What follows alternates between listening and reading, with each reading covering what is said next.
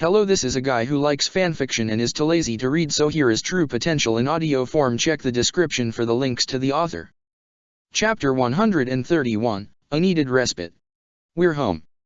We're finally home. Jiraiya could not contain his joy as he, alongside his fellow shinobi, walked back into Konohagakure after being away for over a month. He greeted all the various citizens of the village that came to see him with a wide smile on his face. He moved through the village with a skip in his step as he made his way to his office, taking a deep breath every few seconds to just simply enjoy the air of Konoha.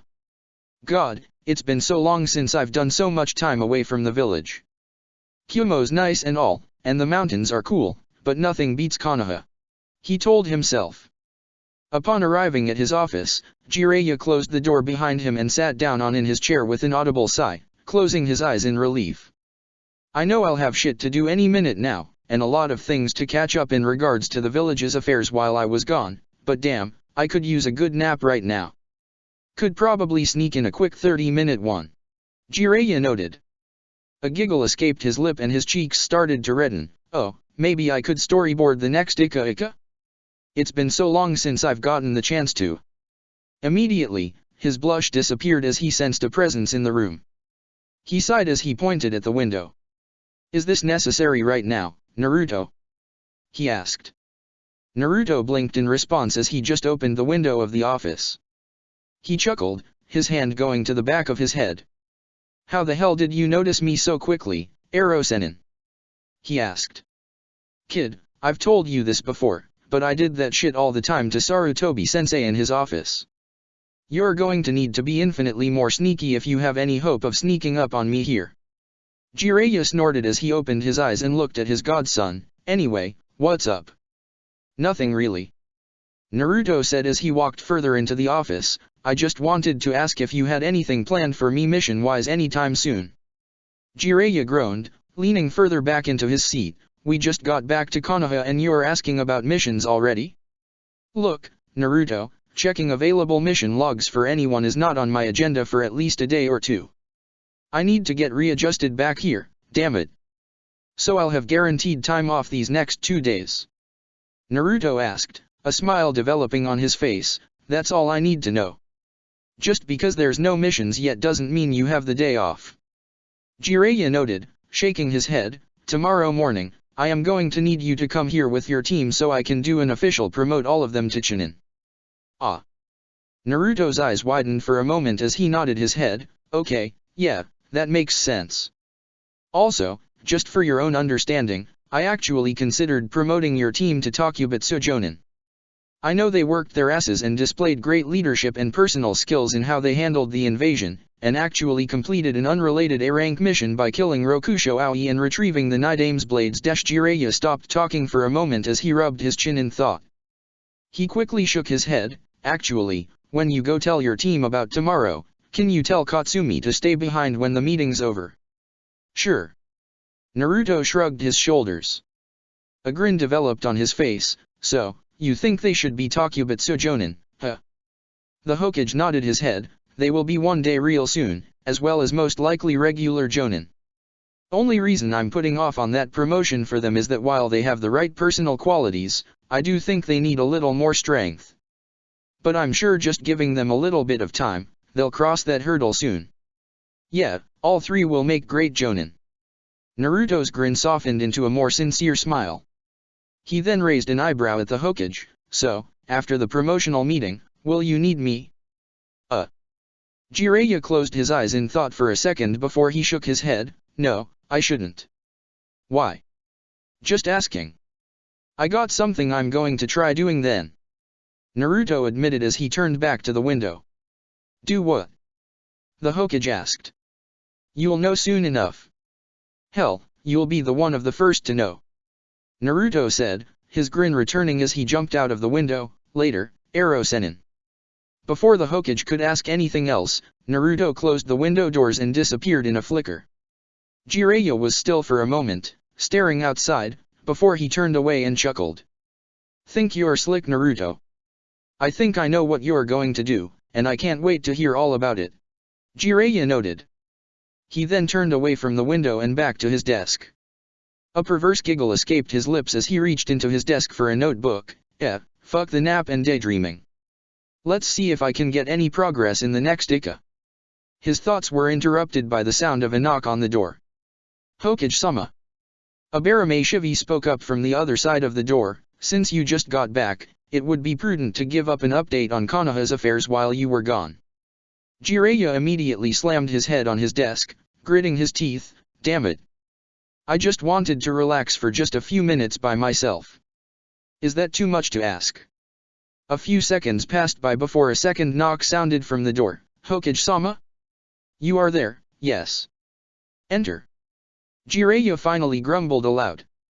It was not stressful situations like the Akatsuki invasion, but rather, these simpler moments that made Jiraiya wish he did not take the Hokage hat. Thanks for agreeing to come with me, Koji. Shikamaru said, a small smile on his face as he looked at his friend. The Akimichi nodded his head, a similar-looking smile on his lips. Nah, it's the least I could do. He bit his lip for a moment as he shook his head. I'm just glad you're going first. Usually, returning home was the first thing Shikamaru would want to do after returning from a long-term mission. It was also something he would want to do alone, so he could promptly return to his room and pass out. Today was the first time he would rather be doing anything else. It was not every day that he had to return home and break the news to his own mother that his father, her husband, had passed away. Koji felt similarly to Shikamaru and found himself in identical circumstances with his own family. The two were able to make an agreement that would benefit each other. They would accompany the other to their respective clan compound, where they could break the news to their mother together. How are you feeling, by the way? Shikamaru asked, pocketing his hands. We didn't really get a chance to talk much in Kumo after the invasion. Well, I'm doing a lot better than I was. Koji admitted with a sigh. Talking with people helped. You, Ino, Shino, and Karui were able to help out a lot. Karui? Shikamaru's eyebrow raised. Isn't that the Kumigaku or Kunoichi your team was teasing you about? Yeah, but it's nothing like that. Koji said, shaking his head. His smile widened slightly for a moment before he sighed. She also lost a good friend in that invasion, so we were able to talk about it. It helped. A lot. Ah. Good to hear.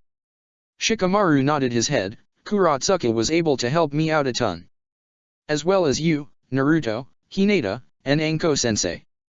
He then sighed, but it also kinda helps I've gotten to deal with this before. I had a bad mission in Kiri, and watched a lot of shit happen in IWA a few months ago, that my perspective on things is probably warped. He shook his head, forcing out a small chuckle. God, we see a lot of death in this job. Koji's smile disappeared. When you put it like that, it kinda makes you wonder what the point of being a shinobi is. The point? Huh. Shikamaru grumbled, placing his hand under his chin in thought. I guess it's just fighting to keep our loved ones safe. To keep our home safe. I guess, yeah. Koji mumbled, God, the world we live in is really messed up, huh. Shikamaru nodded in agreement. Yeah, it's pretty fucked. The two were quiet as they finally arrived at the Nara clan compound. With a sigh, the two walked onto the property, moving through the courtyard towards the main family building. You know, I beat my dad in shogi just before the invasion for the first time. Shikamaru mumbled. You did. Koji blinked, turning to his friend. When Shikamaru nodded, the small smile returned back to the Akimika's lips. You really have become a genius if you were able to take him down. It was only once. Shikamaru admitted, rubbing the back of his head. I mean, in battle, once is enough sometimes. Koji said, closing his eyes. Maybe, you beating him was sort of a passing of the torch. Was it? Shikamaru frowned as he remembered Shikaku making one final move in the game. Despite checkmate, Dad. It's about damn time you arrived dash.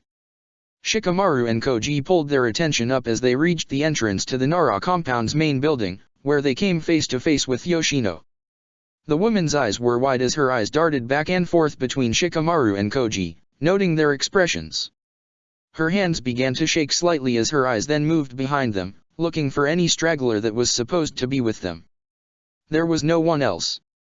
Shikamaru bit down on his lip. Mom dash. He's drinking. Again. Right. Yoshino quickly shouted, her eyes narrowing in anger. He just got home, and he left to drink again with Inoichi and Choza at their local bar, right? Right. Yoshino-san. Koji mumbled, shaking his head, he dash. Please. Yoshino shouted, her eyes reddening and tears beginning to form. She quickly rushed to Shikamaru's side, tell me your dad's being an irresponsible ass and just went drinking. Shikamaru, please. That's why he's not here. Not because. And not because. She was unable to finish her sentence. Shikamaru shook his head in response. No. No. God damn it, no. Yoshino quickly closed the distance, pulling Shikamaru into a tight embrace as she wailed into his stomach. Her legs began to shake, prompting Shikamaru to tighten his grip on her so she would not collapse. Shikaku. Shikaku, why? Her fingers dug into Shikamaru's flak jacket, nearly creating holes in them, why? Shikamaru's eyes began to redden and, for the first time since he heard the news, he began to cry. I'm sorry, Mom. He mumbled. I'm so sorry. Koji quickly closed the distance, joining his friend in embracing the Nara matriarch, who continued to sob louder and louder every second. As she had promised herself and the 7 swordsmen of Kirigakure, the first thing Enko did upon arriving in Konoha was rush to Kurene's house and break the news about Tsunema's death. The actual Jonin sensei of Team 8 promptly started to cry as Enko explained how it happened. Kurene had remained quiet, tears rolling down her face throughout Enko's explanation. When she finished, Kurene continued to remain quiet, as if processing the information. Enko brought her hands behind her back and waited for her to say anything in response. Seconds turned to 5 minutes of silence before Kurene finally spoke, that's what happened, huh? Yes. Enko bowed her head in response, I don't believe there's anything I, nor anyone, could have done given they crossed paths with the Akatsuki's main shinobi. But I should have helped them get out of the exam stadium in general. That. She bit her lip as she closed her eyes, I take full responsibility for breaking the trust you placed in me. For breaking their trust. I am sorry. Apologies don't change anything, Enko. Kurene mumbled, closing her eyes. You know that. Enko's lip biting grew harder, causing her to draw blood. That's true. I knew there was risk to them going. They knew that too. She said softly, bringing her hands together, don't feel guilty about this, Enko. If anyone should be held responsible, it's me for giving my team the green light to go on the mission. Kurene dash. I just wish I had gone to Kumo to see him one last time before it happened. The black-haired woman noted, opening her eyes and looking downward. Her right hand rubbed on her pregnant stomach, a bittersweet smile developing on her face. Unlucky you didn't come a little earlier, Mirai-chan. Mirai? Enko asked. That's what Asuma and I decided to name her. Kurene answered, bringing her hands back together, it's been 33 weeks. She's due soon. That's good. Enko said with a small smile. It'll be a relief to finally have her here. Kurene nodded before looking up to her friend with a serious expression, once she's born and my body's recovered from giving birth, I need you to help me get stronger, Enko. Enko's expression stiffened as she nodded her head, sure. The Akatsuki wasn't defeated fully, right? If that's the case, then I'd like to help take them down when the time comes. She said. If you really share the same guilt and responsibility for Tsunema's death that I do, then I'd like to train together. Understood. Enko nodded her head again, we'll crush them like a bug. Good dash. A knock on the door to Kurene's home sounded throughout the room. The 2 jonin immediately turned their attention to the door. Kurene-sensei? Are you home? Kazuo asked. Kurene's eyes softened, Kazuo? I'm sure Yuna's with him too. Enko mumbled before she shook her head and started to walk towards the window, let your students in. They have a lot to talk to you about. Privately. Yes. Kurene nodded her head as she started to walk back towards the door. Before she opened the door, She looked back towards her friend, Anko. Thank you for keeping Kazuo and Yuna safe, at least. I didn't do anything. Anko replied before disappearing with a flicker. In Taewia's opinion, the Uchiha clan compound looked grim.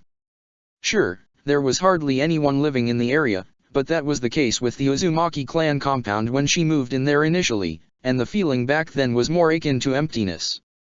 The Uchiha, though, felt something much darker. It resembled the ruins of the smaller villages of Tanokuni that Orochimaru had taken over years ago. He really lives in a place like this by himself? The fuck is wrong with him? Taewia shook her head as she focused on the road ahead of her. Never mind that. Just find him already and get the hell out of here. With a groan, Taewia continued to march through the streets of the deserted Uchiha compound until she finally reached the only building that was illuminated, the clan head's personal home. She walked up to the front door and knocked on it. Minutes passed by as she continued to wait outside. Taewia stood still waiting for a while before sighing and pulling out her flute, beginning to practice her chords while she waited. After nearly 7 minutes passed by, the door finally opened up and Sasuke walked out with a raised eyebrow. Taewia-san. What are you doing here? He asked. What are you doing? She asked, her eyes narrowing on him. Do you have any idea how long I've been out here? Is that how you treat your guests? Sasuke shrugged his shoulders. Don't normally get guests. The only people who visit are my team, and they all have keys to my compound if they need me. His eyes narrowed back. So, what are you here for? I want to pay respects. She said, her eyes lowering slightly. Can I see him? Sasuke was still for a moment before he nodded his head. He proceeded to walk outside and gestured for Taewia to follow him. The two then proceeded to head deeper into the compound, not talking along the way. A minute passed by before they reached a small garden with 3 marked gravestones. The first 2, next to one another, were marked for Uchiha Fugaku and Uchiha Mikoto. A few meters behind their graves was the 3rd grave, marked for Uchiha Itachi. Taewia's eyes focused on Itachi's gravestone for a moment before looking towards the flowers around the area, as well as a tree that would bloom cherry blossoms when spring came. This is a nice area for him, she said. Sasuke nodded his head. My mom took up gardening a few months before she passed. I don't have any skill with the hobby, but I can preserve the area pretty well. And I thought it would be a nice place for all of my family. If you are wanting to enhance the area, Naruto's got a pretty good green thumb. Taewia noted. Seriously? Sasuke blinked for a second before shrugging. Huh. Maybe I'll ask him to fix the place a bit then. He wouldn't mind. She smiled in response before turning to attack his grave. The two were quiet for a moment as they stood still for a minute. Taewia then proceeded to pull out her flute and began to play a song. Sasuke's eyes widened as he listened. He did not recognize the song, but he stood still as he watched the Uzumaki play elegantly, her fingers gliding between the keys of her instrument. What entranced him the most, though, was the emotion of the song itself. There was a strong sadness to the song. It resembled his own feelings of loss but told in a seemingly different way. There was a familiarity in the melody that he could not properly place, but it comforted him to listen. 2 minutes passed by before Taewia finished her song. Her eyes watered slightly but a smile developed on her face as she put her flute away. I'll see you on the other side, she said softly. What was the extent of your relationship with my brother? Sasuke asked. Taewia turned her head back to Sasuke. It's hard to really put it into words. Were you two a couple? He asked. Fuck no. Taewia snorted, a chuckle escaping her lips. I don't know how to put it. Itachi reminded me a lot of myself, I guess. Another chuckle escaped her lips as she crossed her arms, not in personality or interests or anything. Your bro would probably be offended if that's what I meant. But I guess. I just saw a lot of myself in him, and I think he did the same. In what way? Sasuke asked. Well, we had been alone, separated from our family from powers outside of our control. Taewia replied. Me, because of my parents' death and the overall Uzumaki and diaspora, and Itachi because of the attempted coup and his mission. I think he and I were both just lonely, and I think we recognized that about one another. But we also knew that we weren't letting our loneliness impede our own missions. Sasuke was quiet for a moment, processing her words. He was still for a moment before he nodded his head. He then took a step forward and held out his hand. Teiwa reached out to shake Sasuke's hand, but to her surprise, she was pulled close to him as Sasuke hugged her. Her eyes widened as he tightened her grip. "Thank you," Sasuke mumbled, for keeping him company at his lowest point. Teiwa was quiet for a moment before she nodded softly, returning the hug.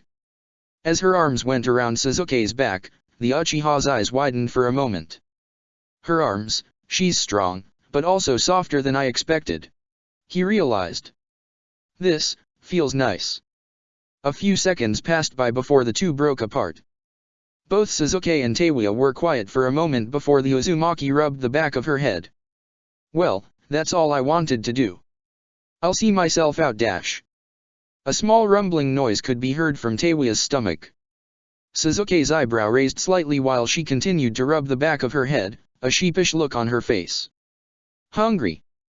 he asked. "Maybe," she admitted. She then raised an eyebrow. "No, anywhere near here, that's not shit." "Near here?" Sasuke paused for a moment before he nodded his head. "I know a place that makes good onigiri not far from here, if you'd like me to show you." "Onigiri?" Teiwa snorted. "For dinner?" Sasuke shrugged his shoulders. "They have other things too. I'm just vouching on what I eat." What the hell?" She shrugged her shoulders. "If you're offering, then lead the way." With a nod of his head, Sasuke proceeded to head towards the exit of the Uchiha clan compound, with Teiwa following right behind. As they made more distance, Sasuke turned his head back towards the graves of his parents and brother. A smile developed on his face as he, for a moment, saw an image of his brother's spirit, smiling back at him. "Itachi, thank you for everything," he thought before turning his attention back towards the path. He then continued to move down the road, Teiwa right by his side. "I'm late," Naruto grumbled to himself as he knocked on an apartment door.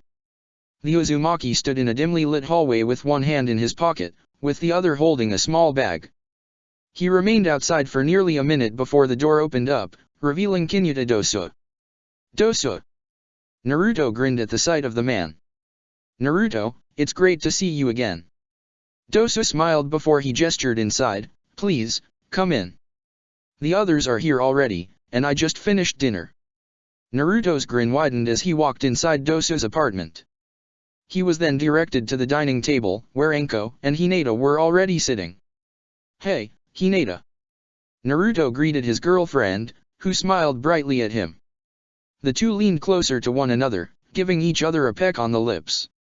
As they pulled away, Anko snorted loudly. "No PDA. This is a friendly environment, you motherfuckers," she stated, a grin on her face.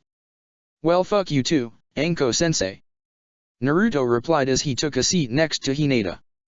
There was a pause for a moment before the two started to laugh loudly at one another. Hinata giggled to herself while Dosa shook his head, heading back into the kitchen. "Now that you are here, Naruto, I'll get the table set. Everything is already prepared," he stated. "We really appreciate you cooking for us, Dosa-kun," Hinata noted as she turned towards the kitchen. "If you need any help with washing anything, please let me know." "No, don't worry about it. This is my treat for you all," he said, chuckling in response. "It's great to have all of you back, so I wanted to do something like this for you all." "It's great to be back, Dosa," Anko stated as she brought her hands behind her head. "Oh, by the way, Miss Ora wanted us to tell you hi." Dosa, who was returning to the dining room with plates, immediately turned towards Anko, his eye wide. "Miss Ora was there after all?" "Yeah." Hinata nodded her head. "She's gotten a lot stronger." "Damn right she has. I sparred with her, and it hurt like a bitch after," Anko noted. A smirk developed on her face. "She's also gotten hotter since the last time we've seen her, so you're in for a real treat when you see her again, if you know what I mean." A slight pinkish tint dusted Dosa's cheeks before he shook his head. A scowl developed on his face. All the more reason to be irritated I did not get invited on this mission. He grumbled. Yeah, I'm sorry Dosu. Naruto said, shaking his head, I'm sure you'll have an opportunity to see her soon, though. Perhaps. Dosu sighed in response, assuming her genin team is promoted, then she might have more free time. I'll see if I can get a mission in Kiri soon. If you have something you want to write for her, let me know. Anko noted, I'm heading to Kiri tomorrow, after all. Tomorrow. Hinata blinked, turning back towards her Jonin-sensei, but we just got back home. Yeah, but we're inducting Kamui into the Seven Swordsmen soon. Kiri's finally going to have a contemporary generation of all 7 swordsmen, so I need to go for the ceremony and the following party. Anko stated. Ah. Understood. Naruto nodded his head. A grin developed on his face as an image of Yagura entered his mind. I'm so happy for you, Yagura. Congrats. I'll take you up on that, if you wouldn't mind. I was actually going to write to her soon. Dosu stated as he walked back into the kitchen, just make sure to remember to give her my letter, and not spend too much time with Zabuza-san. Huh. Anko blinked in response, I'll spend a lot of time with Zabuza, but why would that make me forget? Oh, no reason. Dosu chuckled. The Takubitsu Jonin quickly returned back to the dining room with a teapot and poured his friends cups of green tea. He then brought out another pot and opened it up, revealing a large dish with saffron rice, green beans, capers, shrimp, mussels, chicken, and duck all mixed in together. The aroma spread throughout the table, causing both Hinata's eyes to widen, while Naruto and Anko nearly salivated. Dosu-san, what is this? Hinata asked, her eyes glued to the food. Something I learned on a mission, from a woman who traveled west of the elemental nations. Dosu said with a chuckle, it's called paella. I don't give a fuck what it's called, I need a plate, immediately. Anko nearly shouted as she reached for her chopsticks. Dosu, again, chuckled as he began to serve plates towards everyone. He then took a seat next to Anko. Should we wait for Shikamaru to come by, though? Naruto asked. Shikamaru had to cancel for the evening. Dosu noted. He said he did not feel good leaving his mother alone tonight. Ah. Naruto nodded his head in understanding, frowning. I hope Yoshino-san is going to be okay. Hinata looked up to Naruto, a frown developing on her face as she shook her head. I could not even imagine what she's going through. Time heals all wounds, but I believe she and Shikaku-san were together for over 20 years. Dosu said, shaking his head, I'm not fully sure how someone probably recovers. It must be hell. Anko admitted, setting her chopsticks down as she sighed, I had to talk to Kurane today, and while she took Tsunemusa's death well I guess, I can tell it fucked with her. The room grew quiet for a moment as everyone began to think about Shikamaru and his mother for a moment. A minute passed by before Dosu broke the silence by clearing his voice. The only thing we can really do, though, is be there for Shikamaru and his family in the future as they grieve. For now, I set a portion of my paella for Shikamaru to the side and will deliver later. He said. For now, though, we should eat. You're right. Naruto nodded his head. With Dosu's words on their mind, everyone turned their attention to their plates and began to eat. Immediately, Naruto's, Hinata's, and Anko's eyes widened in response. Holy shit. Anko nearly gasped as she began to devour her plate, it's so fucking good. Dosu-kun. Hinata mumbled out his name between bites from her plate before she finally swallowed and turned her attention towards him, please teach me how to make this. Dosu chuckled in response, the spices are a little difficult to get a hold of, but I'd be more than love to show you. It's so good. Naruto nearly moaned. Conversation turned much lighter as the four focused almost exclusively on the meal in front of them, enjoying it, and each other's company. As the sun rose Konoha, Naruto met with and led his genin team into the Hokage's office. Upon arriving, they were greeted by Anko, Kurane, and the other genin, Konohamaru, Mogi, Udon, Kazuo, and Yuna. They all stood in front of the Hokage's desk, where Jiraiya sat down. On his desk were 9 folded Konoha flak jackets, alongside a stack of papers that had the names of the genin written on them. Well, It was already made clear, but let's get the formality of the situation taken care of. Jiraiya said with a small chuckle before he brought his hands together, all of you went on a mission that will go on your records as an S-rank mission and risked your lives in a way that very few are willing to do so. A smile developed on his face. The future of Konoha continues to shine bright, if the 8 of you are representatives of your generation.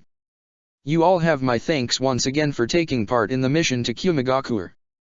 Jiraiya pulled himself out of his chair and walked in front of the desk. He grabbed the first flak jacket and held it out, making eye contact with Hanabi of Team 9. It is my distinct honor to promote all of you to the rank of Chunin, he stated. Congratulations. Hanabi smiled back at the Hokage as she walked forward and accepted the flak jacket. She gripped the jacket tightly, her fingers absorbing the feel of its material intently. Kanji walked forward next, taking the jacket from the Hokage. He stared at the jacket in his hands with wide eyes of disbelief. He blinked several times, making sure the jacket was still there, before he seemingly accepted his promotion. A grin developed on his face as he walked back, joining Hanabi.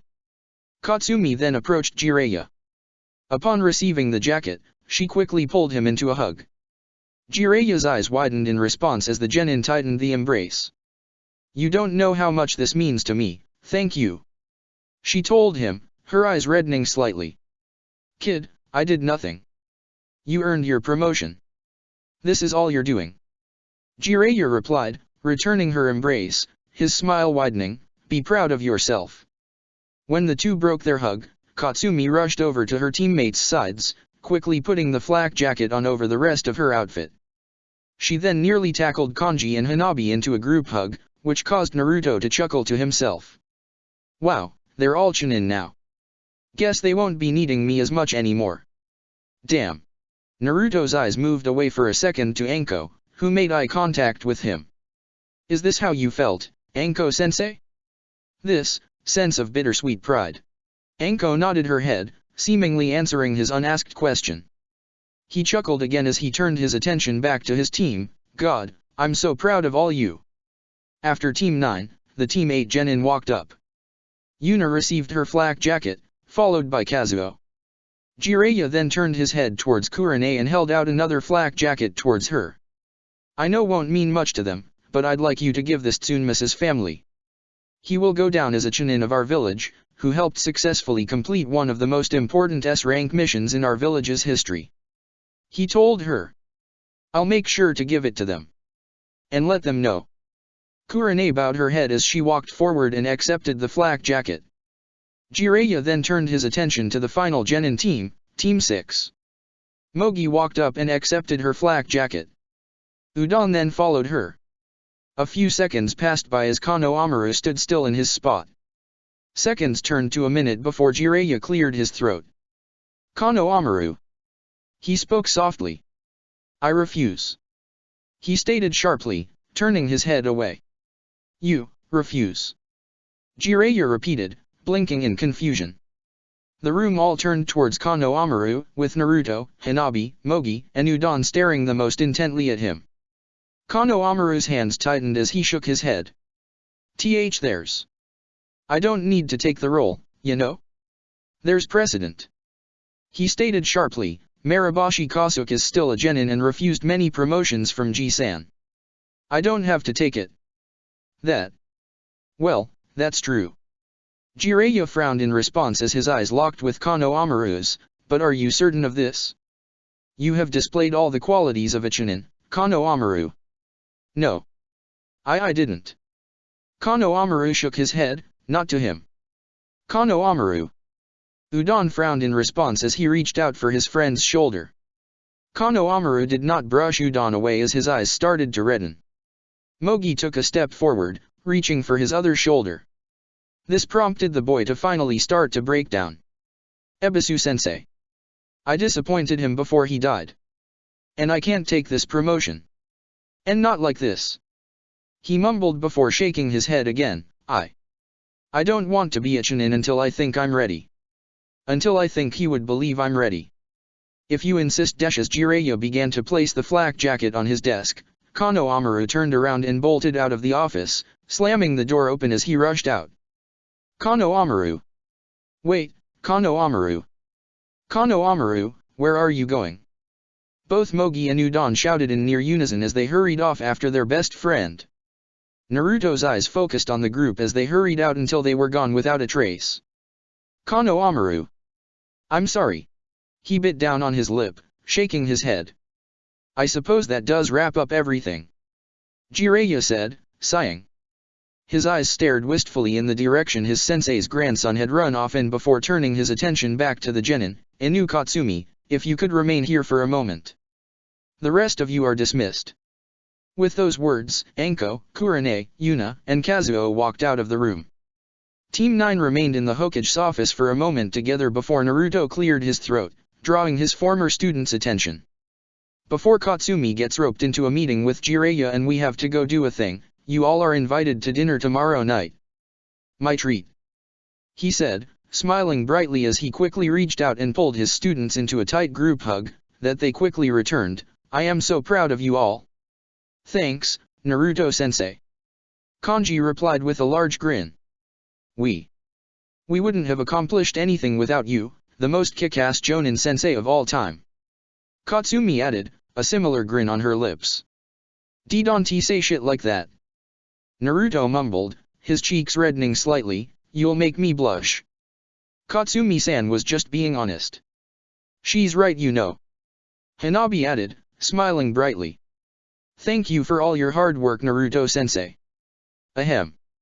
Jiraiya cleared his throat, breaking up the group hug. As adorable and sentimental as this seems, I do have other things I need to get done today, as I'm sure you all do as well.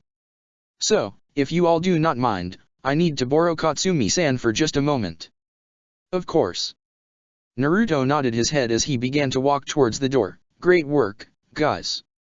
I'm proud of all of you, the most kick-ass chunin in the village. Kanji and Hanabi smiled in response before nodding their heads and following their former Jonin sensei out the door before the three parted ways. Kano Amaru, where are you? Kano Amaru. Kano Amaru shook his head, ignoring the voices of his best friends and hurrying through the village streets.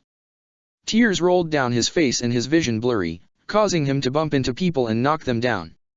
He would hear grunts of pain and complaints in response, but the genin could only mutter out a soft apology in his haste before continuing on his rush through the village.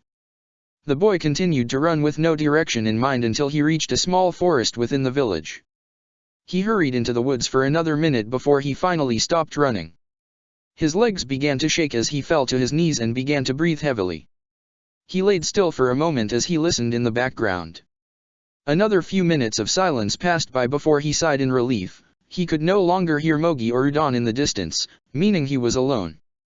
I'll talk with them later, he told himself as he brought his hands to his face. He then began to brush at his eyes, which were still wet with tears. Just, not now. Kano Amaru continued to remain motionless for a moment, his breathing slowly calming down and his eyes drying. A couple of minutes passed by before he closed his eyes and began to relax for a moment. Kano Amaru-kun. That moment ended very quickly. AHH. The brown-haired boy's eyes widened. His body jerked upwards as he came face to face with the source of the voice, Hyuga Hanabi. Hanabi.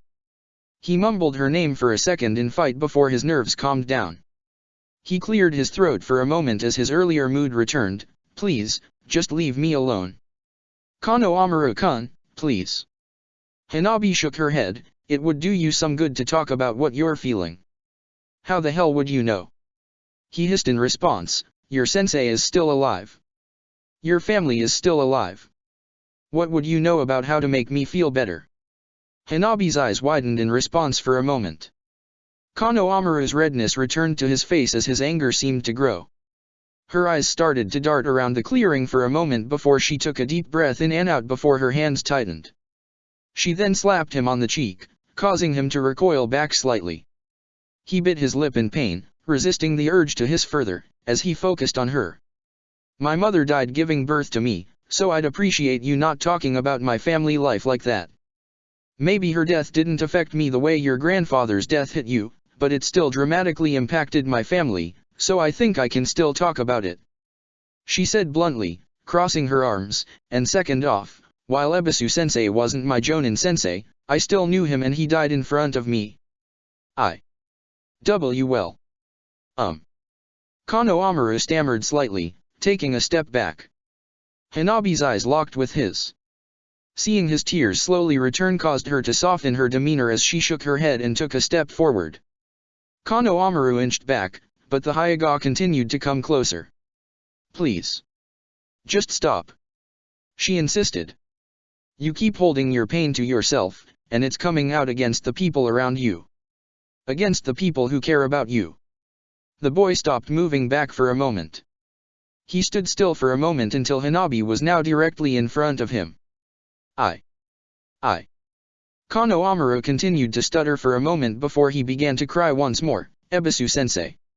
He pulled Hanabi towards him, enveloping her in a hug. She yelped slightly in response and a small blush developed on her cheeks, but the redness vanished quickly as she focused on her former classmate, returning his hug and holding onto him. Konohamaru-kun. She began to speak softly. His sobs grew quieter slightly as he tried to focus on her words. One of Ebisu-sensei's last words were that he was sorry he was overstepped in his last talk with you. What? Konohamaru shook his head in response. No. He didn't overstep. He. His sobs returned slightly as his grip on her tightened. He was right. Maybe he was right, but maybe he also knew he was speaking too harshly as well. She replied, He cared for you, Konohamaru-kun. He cared for you greatly. Konohamaru tried to respond, but his sobbing grew louder. The two were still for nearly a minute as Konohamaru slowly calmed down. He slowly broke away from Hanabi and brushed at his eyes again. I'm sorry. He mumbled in response as he looked away from her. Please, don't be sorry. She shook her head as she smiled back at him. Please, just open up about your emotions, Konohamaru-kun. I can feel your hurt, both now and back when we're in Kumo. And it was affecting who you are. Affecting me?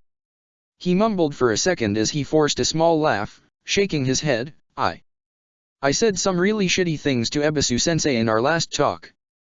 Maybe I am actually a bad person. But you know they were bad things. Hanabi shook her head. That's how you know that you're not a bad person. Because you know they aren't how you normally feel about him. Ebisu-sensei knew that too. She took in a deep breath as she poked Konohamaru's shoulder. He looked up, making eye contact with her again. He cared about you. A lot. And neither he nor Sandaime-sama would want to see you beating yourself because of them. That might be right. Konohamaru mumbled in response before he shook his head and turned back towards the way he came from. I need to talk to Udon and Mogi. Hanabi nodded her head. You should. They're really worried about you, Konohamaru-kun. I think they're still looking for you. I should go find Dash. He then turned his head back to Hanabi. Wait, how did you find me in the first place? Hanabi just gestured towards her eyes. A Hyuga has her ways. Dumb question. Yeah. He mumbled in response, rubbing the back of his head. Hanabi giggled in response, causing his cheeks to turn a pinking tone for a second. The two former classmates were still for a moment before he started to walk off. He took a few steps away from the clearing before he turned back to Hanabi. Why? Why do you care? He asked softly. His tone of voice lacked the aggression it had earlier in his voice and, instead, was replaced with a more curious voice, one filled with something akin to optimism. You jumped ahead to graduate with my class, so you and I never really knew each other well. Why did you go out of your way to help me? Just because we didn't talk much doesn't mean we don't each other.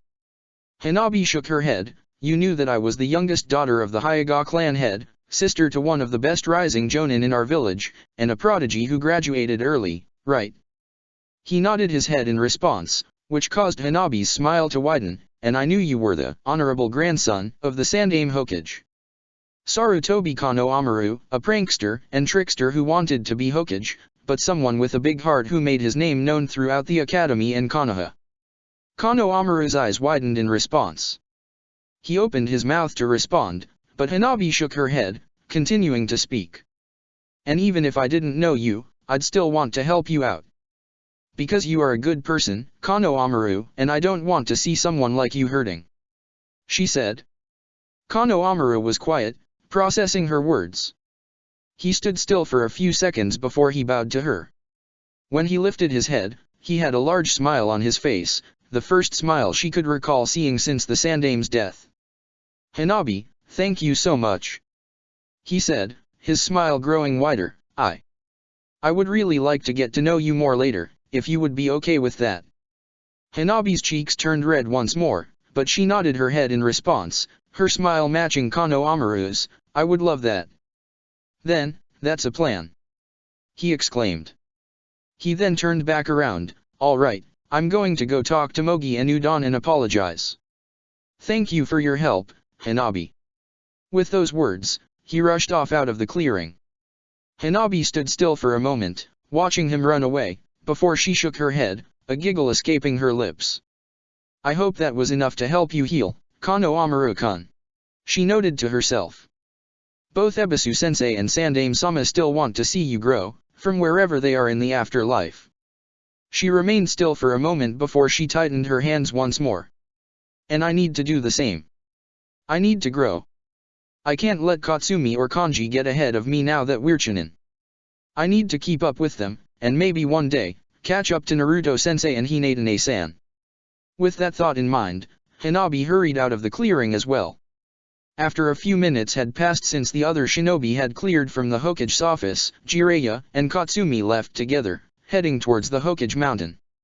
After arriving at the base, the two took a seat at a bench directly underneath the mountains. Sorry for dragging you out here. Jiraiya said as he reached into a pocket, I sometimes think better out here and thought it would suit what I wanted to talk to you about. It's fine. Katsumi's words died as Jiraiya pulled out a small box of Pocky. Her eyes widened for a second as he opened the box and held it out towards her. Can I? Jiraiya nodded his head, earning a grin from the newly appointed Chunin as she reached and took a chocolate-flavored Pocky out and quickly devoured it. The Hokage chuckled as he shook his head, taking one as well. Something about you kids and Pocky. He noted. Says the guy who not only offered, but is eating one yourself. Katsumi retorted. Jiraiya did not reply for a moment as the two began to snack on the Pocky in the box. A few seconds passed by before Jiraiya's eyes focused on Katsumi. You want to become Hokage one day, right? He asked. She nodded her head as she finished chewing on the Pocky in her hands. She then reached for another one. I've wanted to be Hokage for a few years now. Are you striving to be the Rokudaime? Jiraiya asked, chuckling slightly. If so, your Jonin-sensei's going to be your rival, you know. God no. Katsumi snorted, I have no hope of competing against him, nor do I want to. She crossed her arms as a smirk developed on her face. He's gonna warm the seat up for me, then I'll take the hat when I become the Nana-dame. Heh. Noted. Jiraiya said, shaking his head with a smirk of his own, why do you want to be Hokage? Because I love Konoha. Katsumi stated, her hands tightening into fists, I want to do everything I can to keep the village safe. The Hokage nodded his head, and why do you think you'd be a good fit for the job? For the same reasons. Katsumi repeated, I'd do anything for this village. A lot of people would do anything for Konoha. Jiraiya interrupted, crossing his arms. Shimura Danzo, in his own messed up way, loved this village. He loved it so much he would do dark things for this village. That fact did not make him any better of a candidate. His eyes narrowed slightly. So, is there any other reason you think you'd be able to wear the hat? Katsumi frowned in response, her gaze moving away from Jiraiya's. She focused on the ground for a moment, her fingers poking together, before she shook her head. I don't think I'm able to answer that yet, then. She admitted, biting her lip, I'm just a newly appointed Chunin. The mission in Kumo is the extent of my life experience. I'm probably not equipped enough to know what I can do or why I should be Hokage. Jiraiya nodded his head, his eyes softening, I appreciate the self-awareness. It's a trait more people in our line of work need. Katsumi hummed to herself for a moment before she finally met Jiraiya's gaze with narrowed eyes of her own, but that doesn't change my resolve. If I find out I'm not the right candidate, then I'll stop trying, or if I find a better way I can help Konoha, I'll go with that too. But for now, my goal is to keep this village I call home safe, and I'll do my best to achieve that goal. Jiraiya's eyes hardened again as he stared back at the Chunin. A few more seconds passed by before he nodded his head. You're a good kid, Katsumi. He noted, I can see why Naruto always talks so well about you. Huh.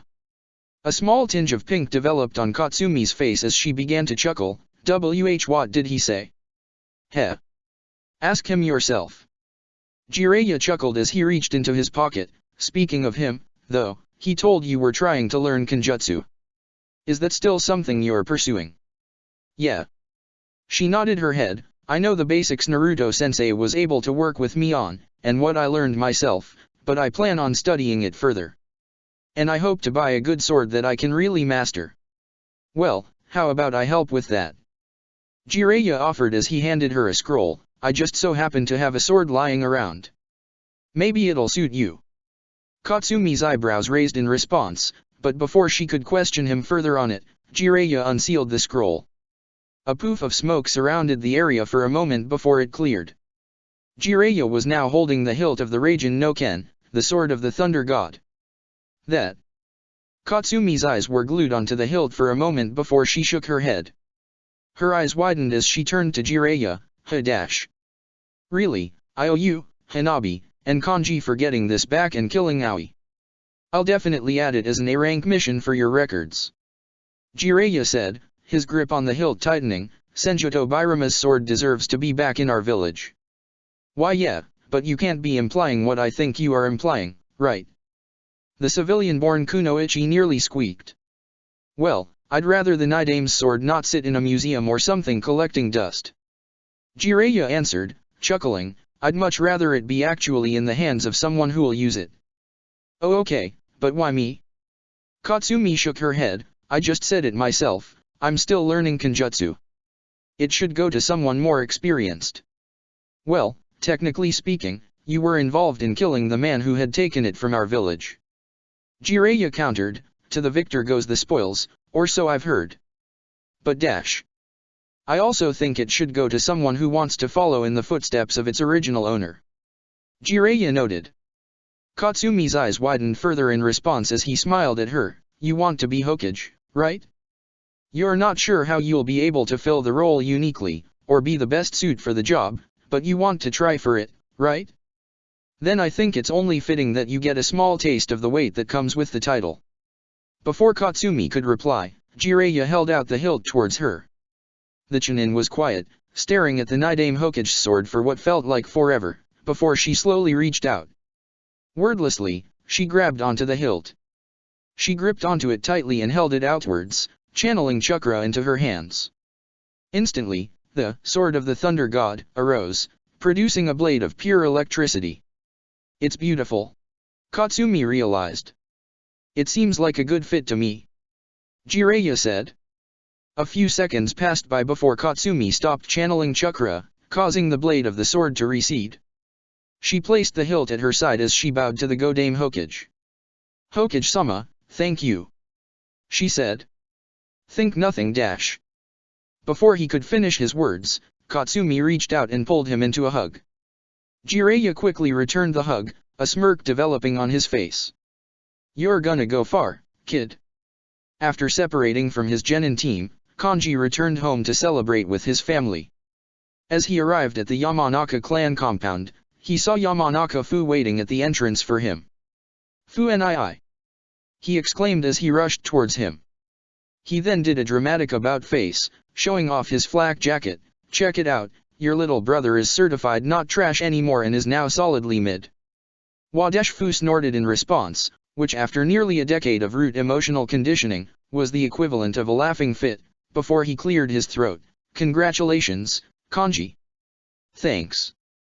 The blonde grinned before he started to walk past his brother and into the compound. Mom and Dad are home, right?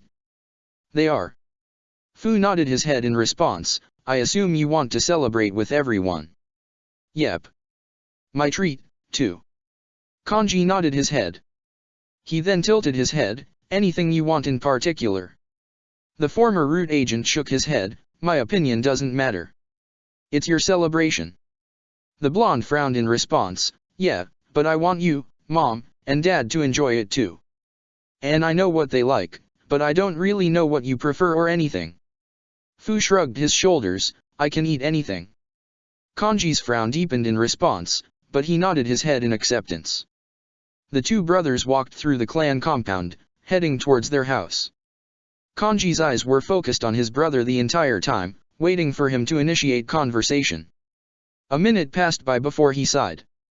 Fu's eyebrow rose in response as he looked towards his brother. Are you troubled? He asked. Don't worry about it. Kanji said with a shrug. His eyebrows then rose. So, I take it everything worked out with your status, right?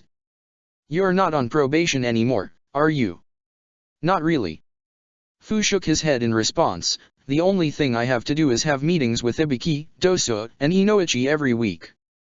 He brought his hands to his pockets. Those used to be daily, but not it's only once a week, and even then, they'll probably end soon now that Jiraiya is back and can make a full assessment based on their reports. That's good. Kanji's smile returned as he nodded his head. So, you can return to normal life again. Normal life. Yamafu pursed his lips in response. I suppose, but I do not know where to even start with that. Well, that's what I'm here for. Kanji offered. I'll help you find things you can do to kill time, if that's what you're looking for. His eyes then lit up. Actually, Naruto-sensei could help with that as well. He can introduce you to his friends. Fu nodded his head in response. I wasn't asking for friends, but I may take you up on that offer. I appreciate it. Of course. Kanji replied. A grin then developed on his face. Anything for the Fuing best big bro out there. Fu's eyes twitched in response as he resisted the urge to snort. Kanji chuckled in response. He was about to continue the conversation, but his brother cut him off. If I may ask, what are your plans now that you're Chunin, Kanji? He asked. Are you aiming for a quick promotion to Jonin? Know where you want to take your career professionally? Sorta, but I'm in no rush to promote yet. Kanji admitted, his smile fading slightly. He brought his hand to his chin in thought as he closed his eyes. I'm just gonna focus on getting as strong as I can. I'd like to be Umbu in maybe 4 or 5 years, so I gotta get my shit together. You're aiming for Umbu? Fu asked, his eyes narrowing. Why? Because I want to prove a point.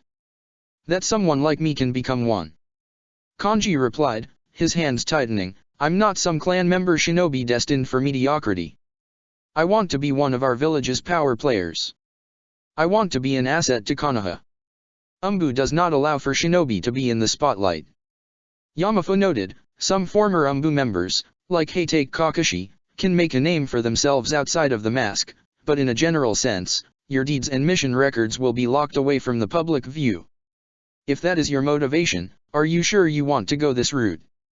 Yes, I'm sure. Kanji nodded his head, his hands tightening into fists. I want to do it for myself. I need to do it. Fu did not reply for a moment as the two continued on their walk back home. Upon arriving at their parents' house, Kanji walked towards the door to go inside, but Fu cleared his throat, bringing his attention back to him. If you are being serious about it, then allow me to train with you, then. Fu offered. Despite the morality of our actions, root is just another side of Umbu. I am quite familiar with the physical requirements and the level of skill you will be expected to match. I wouldn't be in the way of anything you want to do, right? Kanji asked, a frown now on his face. I want you to be focusing on yourself, Fu, and figuring out what you want to do now that you're free. You shouldn't be worrying about me and wasting your time training me. His brother shook his head. I'm still indecisive about where I want to take my life, Kanji, so for now, it's the least I can do. A small smile then developed on his face. If you were serious about helping me get a life back, then consider it my end of the bargain. Kanji was still for a moment, processing Fu's words, before he nodded his head, a grin developing on his face as he held out his hand. It's a deal then. He stated. Fu's smile widened slightly more as he reached out and shook hands with his brother. Kanji's eyes focused on Fu's smile, causing his own grin to widen further in response. If nothing else, the two brothers had reaffirmed a desire to help one another out in the best way they know how. To Kanji, that was more important than any promotion, training, or anything he could ever ask for. Sorry about bailing last night, guys. Shikamaru grumbled, rubbing the back of his head. Hopefully Dosa wasn't too pissed at me. Why would he be? Hinata asked. He brought you food, dude. He wasn't mad at all. Naruto added, shaking his head. Shikamaru smiled back at his two friends. As a makeshift apology for skipping out on dinner last night, the Nara reached out to them to have lunch with another at Ichiraku's. While Anko was already on her to Kirigakure for Yagura's induction ceremony and Dosa was doing paperwork for the TNI department, Naruto and Hinata quickly agreed to meet him for lunch, where they all quickly downed their first two bowls before hastily ordering a third serving. As Tuka picked up their bowls, Hinata turned to Shikamaru, her hand reaching for his shoulder in concern. "How's Yoshino-san doing?" she asked. "Well, better than yesterday." She was inconsolable. He admitted with a sigh. Naruto frowned in response. "I can't even imagine what she's going through." His eyes then lit up. "Would she like some company later? Is there anything we can do for her? She might appreciate that later, but today, she actually asked me to let her be by herself for a little bit." Shikamaru said she wants to do some solo training for a little bit and doesn't want to be distracted. Training? Naruto blinked in response for a moment before he nodded his head. "I mean, that makes sense. I know that can help with pain and moving on." "Yeah, but it's probably more out of a responsibility," Shikamaru said with a sigh. "She only reached Chunin rank, but she's now about to be the Nara clan head, so I know she's trying to up her strength as fast as she possibly can." Nara clan head? Hinata's eyes widened. "But weren't you the heir, Shikamaru? Why does your mother have to take over?"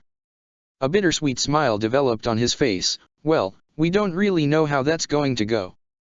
But considering I am currently in a relationship with the Tsuchikage, I'm probably not taking over the Nara clan in the long term." "Ah." Hinata nodded her head in understanding. "Yeah." Shikamaru sighed again, bringing his hands to his pockets. "We both know it, but haven't gotten around to discussing it yet. That's a talk I need to have with her later." The three friends were quiet for a moment. After a few seconds passed by, Naruto reached out and grabbed onto Shikamaru's left shoulder, giving it a squeeze. He smiled as the two made eye contact.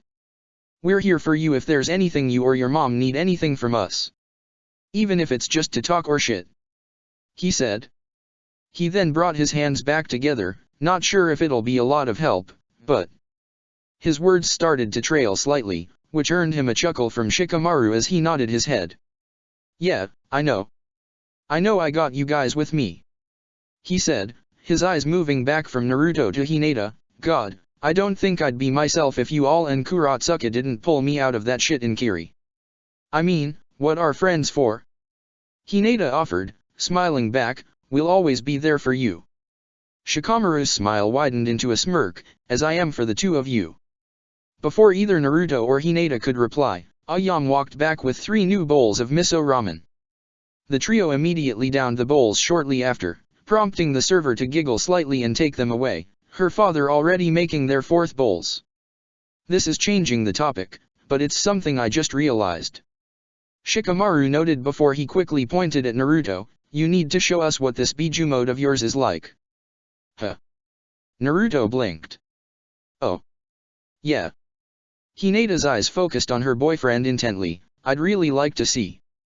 You talked about your fight with the Akatsuki, but I would love to see everything you, Han-san, Fu-san, and the others trained in." "Sure." Naruto rubbed the back of his head in response. "I'm down for it." A smirk then developed on his face, "But just warning, if this does end up going into a spar session, I'll probably kick your ass with it. For as much of a big deal as the Raikage made it sound like, you better." Hinata replied with a giggle. Naruto chuckled in response, but before he could reply, she brought her hands together. "But yeah, I'd love to try fighting it. I'd like to test out some more of the things I've been working on with both my clan techniques and my sage mode." "Same." Shikamaru nodded his head. Need to figure out where my own Sage Mode ranks up to you both. I got to make sure you both and Kurotsuka don't get too ahead of me. The trio proceeded to discuss sparring plans as they started to work out plans to develop their fighting styles even further. The first thing Uchiha Obito registered was a pounding sensation in his head, followed by an equally painful sensation in his chest. He could not recall the last time he had ever felt so much physical pain, other than the boulder that had nearly killed him years ago. He hissed to himself as he slowly pulled himself off the ground to his feet. Hey look! He's finally waking up. About damn time. The voices helped pull Obito out of his head, allowing him to properly focus on the world around him. He was still in the world of Kamui, now standing around in the distorted dimension. Standing directly in front of him were both White Zetsu and Black Zetsu, who were currently separated from one another. What happened? Obito hissed. White Zetsu blinked in response while Black Zetsu snorted back. It walked closer to the Uchiha, shaking its head. You really need to ask that? You don't remember shit this whole time, do you? He asked. The last thing I remember was the invasion failing. Obito admitted, rubbing his head. After that, I went dash. Immediately, memories resurfaced in the Uchiha's head, memories of confronting Nagato, memories of Kabuto's interference, memories of the Edo Tensei, memories of needing to retreat to Kamui. Memories of Rin. Arg. Immediately, the painful sensation returned to Obito's chest. He began to breathe heavily. Rin. No. Not this shit again. Black Zetsu snarled as it reached out, grabbing Obito by his outfit. He winced as the creature got it in his face. Your friend is dead. That was not her. She was being controlled by Yakushi Kabuto, someone who you knew could do necromancy-related ninjutsu. Why are you being so irrational right now? I know how Rin talks. Obito shook his head. That was her dash. Yeah, but that doesn't chance my other's point. White Zetsu spoke up. Obito turned his head towards it, which prompted it to bring its hand to its chin in thought. She wasn't supposed to hear about the world until the infinite Tsukuyomi. You always knew that our plan required terrible things, but it would always be worth it. She doesn't actually mean those nasty things. She's being manipulated. Manipulated by that man. Black Zetsu nodded in agreement, just as Nagato has been manipulated. Rin, she's... Obito bit down on his lip in response. He was quiet for a moment as Black Zetsu finally let go of him. A few seconds passed by before Obito's breathing calmed down. How long have I been out? He asked. The passage of time is hard to track here, especially for beings like us who don't need food or water. Black Zetsu spoke, which earned a nod from White Zetsu. I estimate 2.5 weeks. I've spent a lot of the time trying to keep you alive. White Zetsu noted, well, your cells did most of the job. Still, though, you're probably really low on energy. You should eat something. I'll manage. Obito noted. The Uchiha grew quiet as he processed the words of the Zetsu. Memories of Rin, both prior to her death and during his altercation with Kabuto, entered his mind. He grinded his teeth for a moment as he closed his eyes. Rin. I'm sorry. You weren't meant to see me like this. I'm so sorry I disappointed you. He shook his head, resisting the urge to tear up. Taking in a deep breath, he pushed those thoughts to the side. An image of Yakushi Kabuto developed in his mind. His laughter as he and Rin met one another again, echoed throughout his mind. Obito's teeth grinding grew louder as his eyes shot open. He's still around, isn't he? Obito hissed. I mean, we've been here in the Kamui with you this whole time, but I imagine he and the rest of the Akatsuki went into hiding. White Zetsu stated. Nagato has removed us from Akatsuki, so I have no doubt that the organization is still functioning, but they are no longer allies of us. Black Zetsu added, we need to come up with a plan of response. The plan is shelved until we get the Rinnegan back, right? Obito asked. Both Zetsu nodded in response, which prompted Obito's hands to tighten into fists. Then our first order of business is that we We need to plan this. Well, he's bounced back somewhat at least. Black Zetsu smirked in response as he nodded his head, good. We're going to need Obito at full force if we want to salvage things. With motivation high, Obito and the two Zetsu began to discuss in the safety of the Kamui dimension what necessary steps they'll need to take to move forward. As the strategizing began, Obito's mind was plagued by the merciless, loud, cruel laughter of Kabuto in his head. He would periodically bring his hands to his head, trying to block out the laughter, to no avail. Yakushi Kabuto, if nothing else, I will kill you. He vowed, as the successor to Uchiha Madara's will, as the man who will bring the infinite Tsukuyomi to reality, as the man who will fix this horrible world. I will kill you.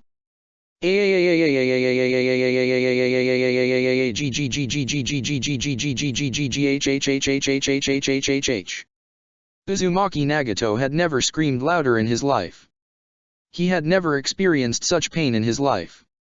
Not even the emotional suffering of his parents' deaths, Yahiko's death, nor Konan's death compared to the physical pain he was currently experiencing. Nagato-sama, please, try and calm yourself. Kabuto spoke gently, a small smile on his face. Your screams will alert the whole country.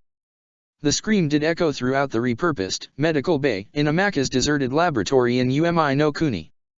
The remnants of Akatsuki regrouped to the country and the surrounding shore village nearest to the laboratory. The area was still under control of the Kanjiki brothers, who were more than willing to let Kabuto and his associates come in with no charge.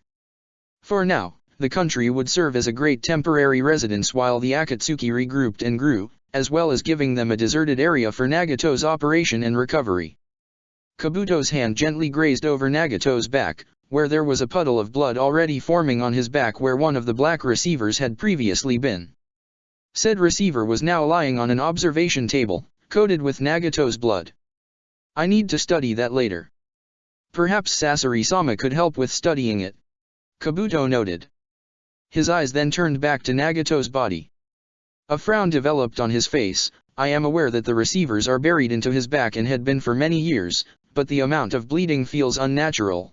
His eyes focused on the force pumping into Nagato's body, filled with blood. Thankfully, with Chino-san's help, I'll be able to keep him alive regardless, but still, this will definitely take a lot longer than I thought to properly heal him. As Kabuto's right hand moved down Nagato's back, briefly touching another receiver. Nagato's Rinnegan eyes began to pulsate as more physical pain rushed through his body.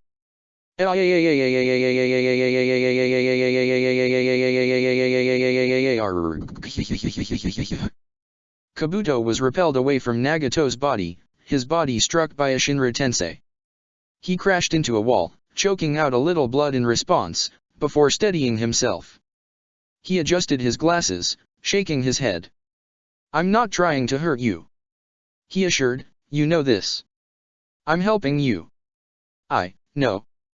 Nagato hissed, his eyes shutting once more as he bit down on his lip, drawing more blood. This pain. You know, this makes me even more curious about these receivers. I hope you know. Kabuto admitted with a chuckle, when the surgery is done, would you be so kind to summon the Gadamazo for me? I feel compelled to examine it. When I'm healed, sure. The red-haired man hissed, how much longer? At the pace we're taking, this will probably take days. Kabuto admitted. Keep in mind how long it took for me to even get one of those receivers out in a way that didn't immediately kill you. Damn it. Pain growled out. Rest assured, I'll move this along with as fast as I can. Kabuto noted, a grin developing on his face, and then, we can begin the physical therapy and rehabilitation process when you're ready. Oi, who the hell is making all that noise? The door to the med bay opened up and Hayden walked inside with a yawn. A scowl developed on Kabuto's face as he shook his head. I'm still currently operating on Pain-sama, Hayden. He noted sharply, so, may I have some privacy? I'll give you all privacy when I don't have that guy's screaming interrupting my prayers. Hayden hissed, glaring at Nagato's body. His eyes then moved towards the receiver laying on the operating table, his eyes growing wide. You managed to get one of them out. Yes. Kabuto noted, a tick mark forming on his forehead. And I might be able to get more out soon if I can just have some more dash. Can I take it? He asked. Kabuto's eyes widened. I beg your pardon. Can I take it? Hyden repeated, a grin developing on his face. The moment I saw his body and saw those things piercing his back, I thought they'd make a good weapon. I can convert one of them into a scythe, or at the very least a sacrificing spike. I don't know how to describe it, but I think I can perform a truly special sacrifice with a holy weapon made from that type of material. I'll look into it. Kabuto acquiesced before glaring at the Jashanite, but only after I finish with the surgery, so please let me be. Yeesh, alright. Alright. Hyden waved his hand as he turned around and walked back to the door. By the way, Isaribi caught some fresh fish and is cooking it right now. Think you'll be able to stop by for dinner in about an hour or so. Don't know when I'll be at a stopping place, need to concentrate. Kabuto shook his head. Fair enough. Hyden shrugged his shoulders. Later, heretics. With those words, Hyden closed the door to the med bay, leaving Kabuto and Nagato alone. The silver-haired man stared back at the door for a moment before shaking his head, turning back to Nagato's body again. Well, let's get back to business, shall we? Kabuto asked as his hands moved back to Nagato's back. Are you ready? Nagato's body tensed and his breathing grew harder. Nevertheless, he nodded his head. Yes. He nodded his head. Give me pain, give me my rebirth. Kabuto grinned in response. Very well. Nagato's screams bellowed out once more. Nevertheless, he pushed past the pain, as both he and Kabuto continued in their steps on restoring pain back to normal and taking Akatsuki to its newest form. Ugh. I'm so sore. Hinata groaned. Same. Naruto nodded his head in agreement. The sun began to set over Konoha as the two began to walk away from Training Ground 17 together, having just separated from Shikamaru. What began as Naruto showing off his Biju form quickly developed, as expected, into a massive sparring session where the three friends showed off their newly developed skills. I can't believe that you ended up developing Scorch Release with that form. Hinata admitted, shaking her hands. It's so cool that you ended up artificially creating the bloodline for yourself like that. Yeah, it kinda is. Naruto smirked in response, rubbing the back of his head. Still got a long way to go with it, though. Yujito and B showed us the ropes with it, but there's still so much more I need to learn how to do. Well, trust me, if you want to keep practicing, I'm ready to train more. Hinata noted, lifting her hand upwards slightly and looking at her open palm. I really need to get stronger myself. Shikamaru-kun mentioned this earlier, but I also can't afford to get too far behind you all either. Naruto shook his head. You're not behind at all. Well, right now, I am to you. Hinata admitted. Naruto blinked in response, but before he could say anything, she continued, I know you held back a lot more than you needed to in our sparring. When we still have enemies that can fight you on that level, I need to get stronger to be able to fight at your side. In an instant, images of Obito, Pain, and Kabuto entered Naruto's mind. A scowl developed on his face before he shook his head, pushing those thoughts out. We'll both get stronger together. I know we will. He said. I'm always down for training or anything. Or if you need a punching bag to test out new jutsu on. Just let me know. Heh, I'll be sure to take you up on that. Hinata smiled back. A small blush then developed on her cheeks. By the way, you looked good in that form. Looked good. Naruto blinked for a moment before a blush of his own developed on his face. In my Biju form. Really? Yes. Hinata nodded her head, her cheeks reddening further. Heh.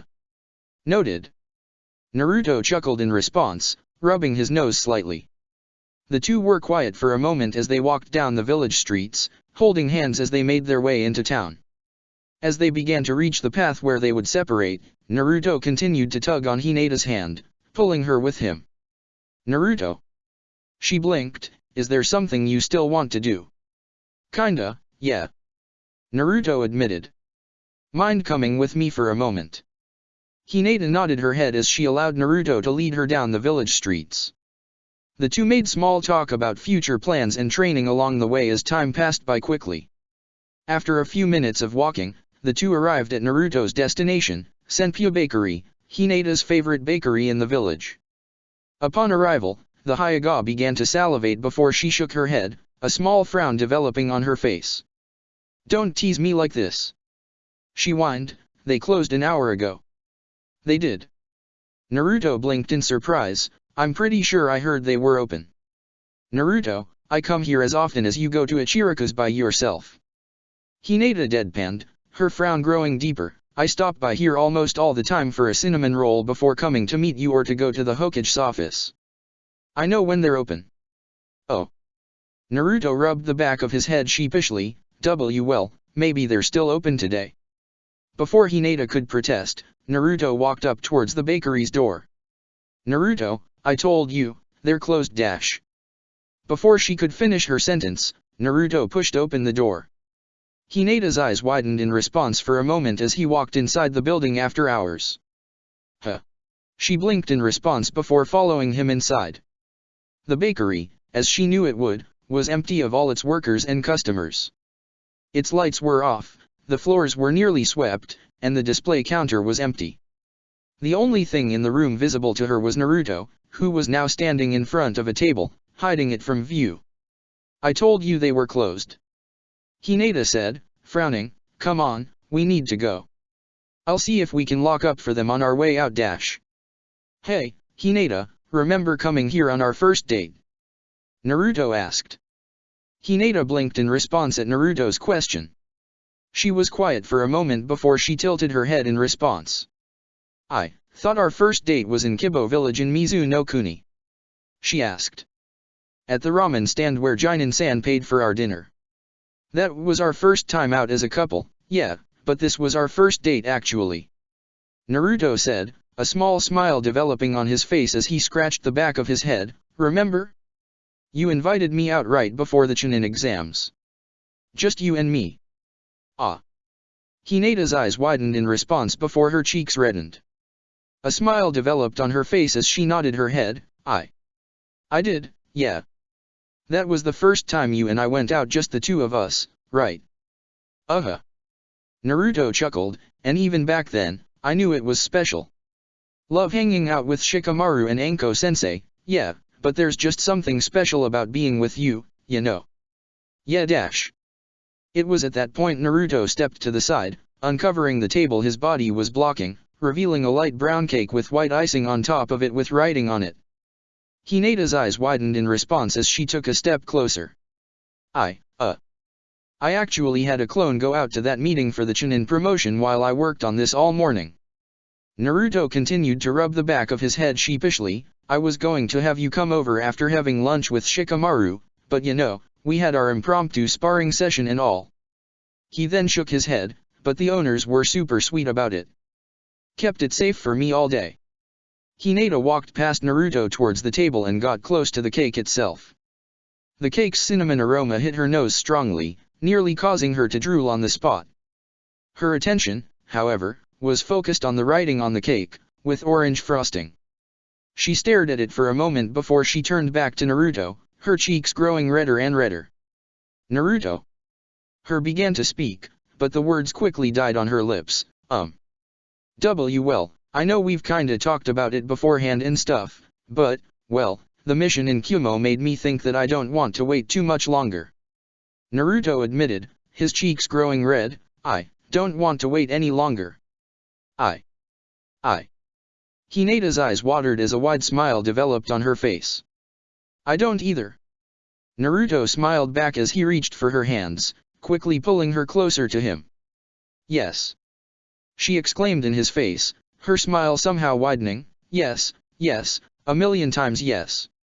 Naruto's response was to quickly pull her into a tight embrace as the two kissed for what felt like forever. As the two focused more and more on each other, the cake left on the table was left alone. It would be devoured in a moment, as despite the sentimental moment, Hinata's sweet tooth was triggered and it did smell way too good to her, but, for a moment longer, it would be left undisturbed. The message printed on it in orange icing, "Will you marry me?" remained visible for just a moment longer as the couple continued to say yes to one another. Chapter 132, Wedding Planning and Future Plans. We're getting married. Shikamaru's and Doso's eyes widened in response as Naruto and Hinata, who were both holding hands, were practically beaming at the two. Both had expected that the couple had invited them to breakfast at a small cafe close to Doso's apartment just to spend time together. They were not expecting any important news to be exchanged. Both Naruto and Hinata stared at them, waiting for some excited uproar or reaction from the two. Instead, Shikamaru nodded his head in acceptance while Doso took a sip of his coffee, before immediately placing the cup down, a frown on his face. Do people really prefer this over tea? He noted, shaking his head. It's an acquired taste. Shikamaru replied, taking a sip from his own cup, I actually like it. Doso shrugged his shoulders in response, to each their own, I suppose. It was Naruto's and Hinata's turn to stare at their friends in wide eyes. They were still for a moment before the Uzumaki cleared his throat, bringing their friends' attention back to them. Hello? Any reaction at all? Naruto asked. No, not really. Doso shook his head, chuckling, we've known you two were going married for a long time. Shikamaru snorted in response, correction, everyone knew you two were going to get married. If you two didn't stay together, then love is an illusion. Oi, don't be smartass. The Uzumaki scowled, we're telling you it's happening soon. Soonish? Hinata corrected, poking her hands together slightly, we're still getting the timing worked out. It'll be exciting to see. Shikamaru said, a smile developing on his face, in all seriousness, congratulations. Doso nodded his head in agreement, smiling as well, I am happy for the two of you as you take this next step together. The smiles returned to both Naruto's and Hinata's faces, which quickly widened to grins. Thanks. Naruto exclaimed. Conversation stopped for a moment as plates of salmon and tamago-yaki were delivered to their table. The four friends focused on eating their breakfast, eating at a rapid pace, before they turned their attention back to one another. So, you all have anything planned specifically? Dosu asked. Some things. Hinata's actually had some ideas in her head about what would be nice. Naruto noted with a chuckle. What? You've thought about this for a while, Hinata? That's rather surprising for you. Shikamaru noted with a snort. Hinata's cheeks reddened in response as she shook her head, shut up, Shikamaru-kun. I imagine you could get something organized rather quickly, to be honest. Doso noted as he brushes his lips with a napkin before continuing, your father most likely will want to help. Yes, he does. Hinata nodded her head in response, he's also put some thought into it. Apparently, he and Naruto actually talked about this a while ago. Yeah, before the Kumo mission. Naruto noted, rubbing the back of his head sheepishly, he said he wants to help financially. And old man Masakado wants to help out too. He then began to chuckle as he started to hunch over slightly, making his experience more exaggeratedly old. You need a proper Uzumaki wedding that would make Uzushio proud, damn it. Shikamaru snorted in response, Masakado-san doesn't carry himself like that. Naruto straightened himself, shaking his head, but he does talk like that. The Nara shrugged his shoulders, touché. So you said the wedding would be soonish? Dosu asked. Hinata nodded her head again, we thought it'd be best. After all, well. The expression on both of their faces faltered slightly for a moment before Naruto continued. Well, we know shit's probably gonna hit the fan again with the Akatsuki. He stated, we'd obviously cancel and reschedule depending on what happens, but we'd rather have our wedding before anything really goes down. In case if anything happens, and someone can't attend. Doso finished the thought. Both Naruto and Hinata nodded in response. Dad. Shikamaru bit down on his lip as an image of Shikaku entered his head. The air around the table was quiet for a moment before Naruto spoke up again, looking towards Doso. So yeah, I think Misora will be able to get some time off to attend. So you can see her again soon, I think. He said, his smile returning. Ah. Doso's eye widened before he smiled back, you have my appreciation for that, but no need to feel pressured. I know you and her weren't close, and you probably want to have mostly friends and family only. Nah, we got closer in Kumo. Naruto shook his head. She's cool. I'd want her to come. And we're going to have a lot of invites to send out as well. Hinata admitted. A sheepish look developed on her face. Yeah, Masakado-san and my father do want us to have a big wedding, and I think I'd like for us to have something special like that. Shikamaru's eyebrows raised. How big are you talking? Well, we have a lot of people to invite that all live here. Naruto noted, his hand returning to the back of his head, and we also got to send invites to some our friends in Suna, Kiri, Iwa, and Kumo. Got to make sure that Kuratsuke, Kazekage-sama, and Mizukage-sama get their invites. Hinata added. And that all the Jinchuriki can come. Naruto added. And, I know that apparently Kusagakuer has her on lockdown, but I really would like for Karen-san to come to the wedding. Shikamaru and Dosa were quiet for a moment as Naruto and Hinata began to ramble on about all the different people they wanted to invite and the people they hoped would be able to come. They were still for a moment, just processing all the information until the two stopped talking. Well, you all got your hands full with this shit. Shikamaru noted.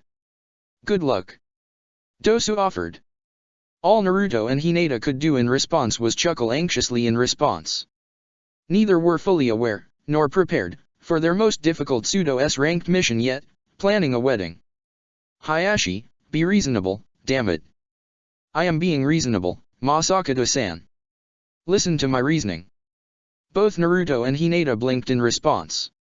They had wanted a simple meeting with Hinata's father and Naruto's pseudo-grandfather where they could discuss some generic plans they had and could get some feedback, which is why they agreed to meet with them for tea at noon at the Hyuga clan compound. Instead of the peaceful, laid-back session they were expecting to have, they were instead greeted with both Hayashi and Masakado both quickly and mercilessly coming for each other's throats. There is no reasoning to listen to. The Uzumaki hissed back. Having the wedding here is ridiculous. Your clan compound is too crowded with too many people. Hayashi shook his head. You act as if I'm suggesting they get married in my home. There is a lovely shrine near the rear of the clan compound that is beautiful and elegant. It is where Hitomi and I got married and is precisely the ideal location for their wedding. It's still too crowded. There's not enough space for the number of people they want to bring. Masakado insisted. I'm not suggesting that the wedding be at the Uzumaki compound because it's preferable to me, I'm suggesting it because it just fucking makes sense. Hayashi's eyes lightened slightly in response, but before he could reply, Masakado crossed his arms and continued, besides, it's about damn time there was a proper Uzumaki wedding. If it's at the Uzumaki compound, I can assure that it's done the Uzushio way. Instantly, Hayashi's eyes narrowed. This is Konoha, not Uzushio. This is precisely why it cannot be held there. I do not trust you to bite your impulses and to make it something unnecessarily Uzushio. The Uzumaki scoffed in response, says the man who wants the wedding held on Hyuga property, and to accommodate Hyuga traditions, I presume. Hayashi's scowl deepened. Our traditions are aligned with Konoha's traditions. They should have a proper wedding fitting of both their village and their heritage. You mean your heritage? Don't put words in my mouth. As the two men continued to argue further and further, Naruto elbowed his fiancée on the shoulder, causing her to turn towards him. This is why couples elope, right? Naruto asked. I imagine.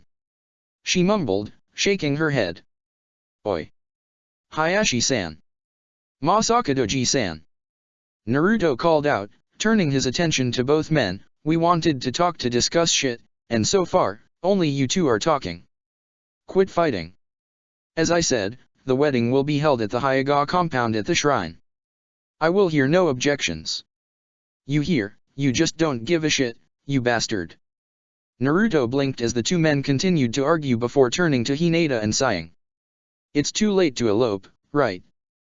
He asked. Possibly. Hinata nodded her head. I'll do my best to get the old man calmed down if you can get your dad to do the same. Naruto offered. Hinata nodded her head before the two walked over to the sides of their respective relatives, who were still ignoring them in favor of their heated discussion.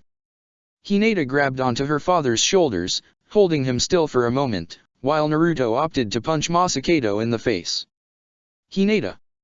Hayashi blinked, turning towards his daughter. Ack. Masakado hissed in pain as a black eye began to form. He quickly turned to glare at Naruto. The hell was that for? Ah, so you do notice that we're here. Good. Good. Naruto nodded his head in a dramatic fashion for a moment. Now, let's get back to discussing some things about our wedding and remember to take our opinions into account. Naruto and I are here to contribute, so we would strongly prefer to not be talked around and to have our thoughts taken into consideration. Hinata added, a bright smile developing on her face. Too bright. Her hands tightened on Hayashi's shoulders, causing his eyes to widen at the amount of pressure. So, would you please hear us out? Masakado grumbled to himself, but nodded his head in agreement before his right hand went to his face to nurse his wound. Hayashi, in contrast, remained still at the slightest trace of killing intent from his daughter, before he too nodded his head. Conversation flowed much more smoothly after the fact. After a brief stop at the Hokage's office to discuss a potential future mission, Shikamaru returned to his home, yawning slightly as he stepped inside. He made his way to the courtyard to lay down and relax for a moment, but upon arrival, his eyes widened in shock. His mother was already in his spot, lying on the ground, watching the clouds. Shikamaru walked over to her side. She briefly glanced over at him, a small smile developing on her face, as she wordlessly pat the ground next to her. Shikamaru quickly laid down next to her and, for the first time in his life, began to cloud watch with his mother. The two did not say anything for a few minutes before Shikamaru's eyes moved towards his mother. Relaxing, isn't it? He asked. Yoshino nodded her head in response, which caused him to smirk. Regret giving me shit for being a lazy ass while growing up. Yoshino shook her head. You were being a lazy ass. Well, how does it feel to be a lazy ass yourself? Shikamaru asked. Yoshino snorted in response, her smile widening slightly. It's nice. It's calming. She brought her hands to the back of her head. I feel like I can actually think for the first time the past few days. Shikamaru nodded his head, turning back to the clouds. It helps block everything else out. The two Nara were quiet again for a moment, focusing instead on the clouds. The sun came out from behind the clouds, making the courtyard a tad brighter. Yoshino brought her hands together for a moment. You met with Naruto and Hinata earlier, right? How were they? She asked. Good. Shikamaru said, they actually are starting to plan their wedding. That soon. Yoshino's eyes widened for a moment before she shook her head. I guess that makes sense. They've been together for 3 years, and they're both jonin. Guess it's about time for that. I'll keep you updated on things as I hear. Shikamaru stated with a chuckle, I know they want you there. His mother nodded her head, I'd love to go. The two fell into silence once again. After a few more seconds of cloud watching, Yoshino turned her head towards her son. She pursed her lips for a moment before sighing. You want that too, don't you? She asked. Shikamaru turned towards her with a raised eyebrow, which prompted a sigh from her, to get married. You and Kuratsuki have been together almost just as long. Ah. Shikamaru's cheeks reddened for a second before the blush quickly faded. He nodded his head, that's the plan. I know that. And after that, you'll probably have to head to IWA. Yoshino noted. Shikamaru frowned in response, we're still dash. Can I ask you something? Yoshino continued. Shikamaru stopped talking for a moment as his mother took in a deep breath. Can I make one selfish request to you, as your mother? What's up? He asked, his eyes softening. The Nara clan needs a strong leader. The Nara matriarch noted, bringing her hands together. I'm not that person that the clan needs. That the village needs. I'm just a woman who's been a housewife since I got married. I'm someone who never moved past Chunin. I'm not like neither you nor Shikaku. Mom. Shikamaru bit down on his lip in response.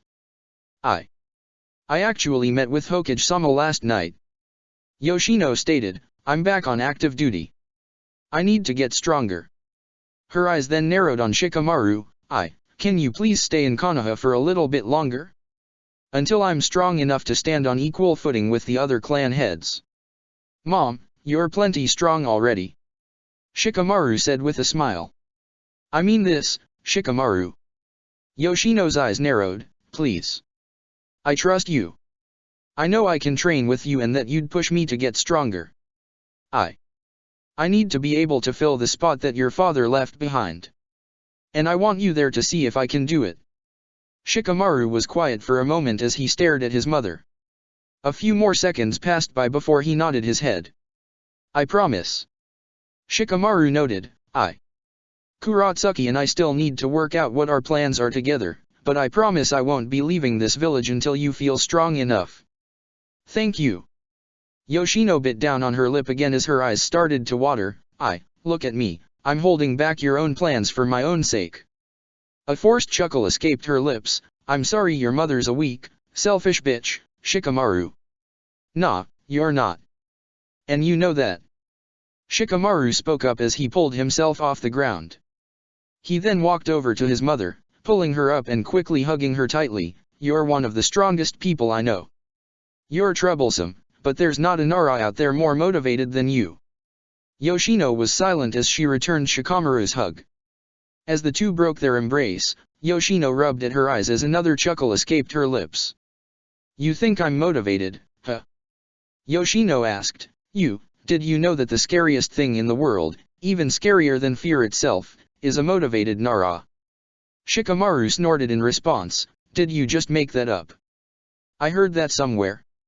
Yoshino shook her head before she held out her arm, flexing slightly, but it's true.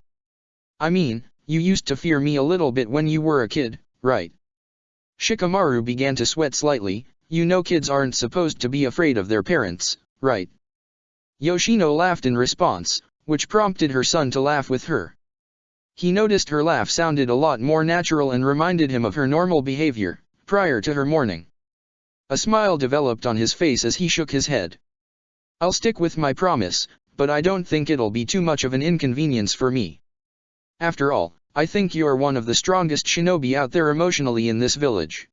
Shikamaru told himself as he continued to stare at his mother. You'll hit Jonin in no time. You're ballsy, kid. I'll say that at least. Jiraiya shook his head. Naruto rubbed his head sheepishly as he watched Jiraiya sigh and reseal the scroll that he had given him. The Hokage proceeded to stand up from his desk and walk over to Naruto's side, which prompted Naruto to take a step back. I think it's doable dash. His words were interrupted as Jiraiya shoved him, pushing Naruto back while giving him back the scroll. He winced in response before he made eye contact with the Hokage, who now looked extremely irritated. Naruto, you bet your ass that I'm happy you and Hinata are gonna get married and shit, and I'm more than willing to help make that day extra special, but did you even see that wedding list you just handed me? Jiraiya nearly spat out. First off, do you know how much of a pain in the ass it's going to be to keep all those shinobi in the village? Naruto shook his head in response. You say it like we want the whole village to attend. No, but you do want nearly all our top shinobi in attendance. Jiraiya rolled his eyes. Anko is one thing, as she's yours and Hinata's Jonin sensei, but all the shinobi that graduated in your class? Kakashi? Tsunade? Homura and Koharu? The Godame shook his head. Kid, why the hell do you want those grumpy old fucks at your special day? As far as I'm concerned, the point of having them back on active duty means I can send them away from the village, not find reasons to keep them here. Hey, I happen to get along with those grumpy old fucks. Naruto noted with a grin. They can be funny sometimes. That's a lie. Jiraiya grumbled before shaking his head. Also, you want Guy at the wedding? I wasn't aware you knew him. I mean, I don't know him well, but he's Niji's, Tenten's, and Lee's sensei, so he's gotta be a cool guy. Naruto said with a shrug. I'm sure he'll make it fun. Jiraiya rubbed his temples for a moment before he looked away from Naruto, but to be honest, the Konoha shinobi you intend on inviting isn't the problem. It's the foreigners. You honestly expect to invite the Kazekage, Mizukage, and Tsuchikage, and also all the Jinchuriki, and expect for them to come. I mean, if they can't come, they can't come, but I'd like for them to be there. Naruto clarified. Fair, but it's rather dash. Jiraiya's words died on his lips as a thought occurred to him. His eyes widened in horror. Wait, you want to invite all the other Kage except E? You even intend on inviting his brother, but not him. I don't hate him, but he has no place there. Naruto stated, crossing his arms, not after what he tried to do to Hinata. See, I get it kid, but you have to look at the optics of literally inviting every other Kage, and inviting his brother for fuck's sake. Jiraiya noted, it's literally bad politics. I don't think so. Naruto shrugged his shoulders, the Raikage's not stupid.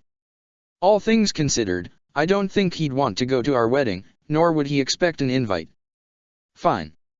You know what? Jiraiya's eyes narrowed, it's your wedding. Invite whoever you want.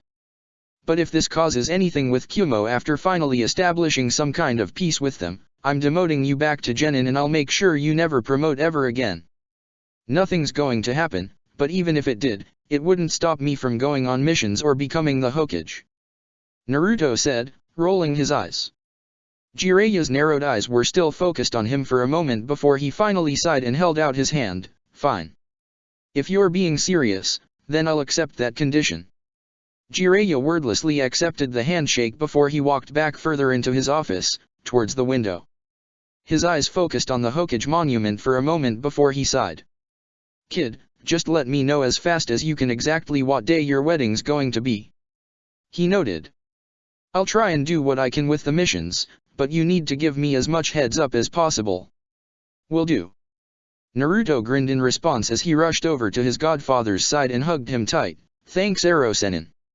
Despite his earlier grumbles, Jiraiya smiled back at Naruto, returning his hug. After the two broke their hug, Jiraiya's eyes remained focused on the Hokage monument. Naruto noticed the expression on his face before a bittersweet smile developed on his face. Did Mom and Dad have a wedding? He asked. A private one. Jiraiya noted, they were planning on doing a public celebration, but a few years later. Probably after they decided to finish having kids. Kids. Naruto repeated the word, blinking. How? How many did they want? Both wanted a big family. Jiraiya admitted with a forced chuckle, I don't know if they ever changed their mind, but Minato told me that he wanted at least 4. 4. Naruto repeated the word for a moment before closing his eyes. I could have had 3 siblings. And Mom and Dad. But yeah, the private celebration they had was very sweet. Jiraiya noted, his smile turning more genuine, very small guest list. It was just me, Sarutobi-sensei, Tsunadeheim, Uchiha Mikoto, and Minato's parents. Mikoto. That's Sasuke's mom right dash. Naruto's eyes widened as Jiraiya's last words dawned on him. Wait, Minato's parents? You know my grandparents. Jiraiya's smile dropped slightly as he nodded his head, knew them pretty well. Naruto bit his lip as he took in a deep breath, asking a question he felt like he already knew the answer to, are they dead? Jiraiya sighed in response, I wouldn't know. Naruto frowned in response, what do you mean by that? Well, when the Kyuubi was released on the village, your parents died and the village was temporarily in shambles. Jiraiya noted, his frown deepening, your grandparents, they lost their only son, their precious daughter-in-law, and since your birth wasn't made public, they thought their grandchild was lost. So, about a month after the Kyuubi attack, they left the village.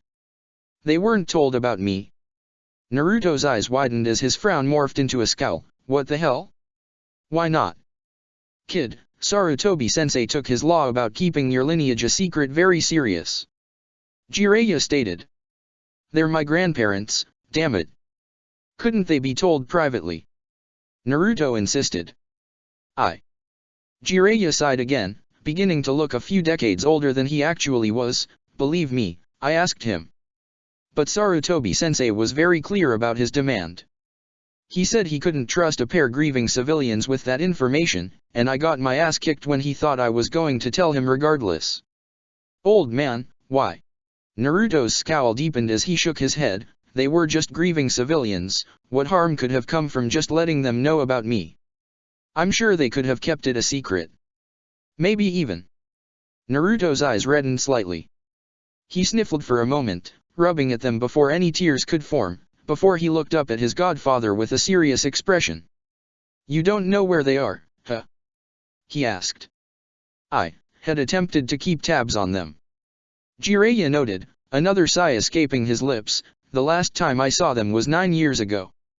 Your grandma, to put it politely, told me to kiss my ass and never speak to us again, and, well."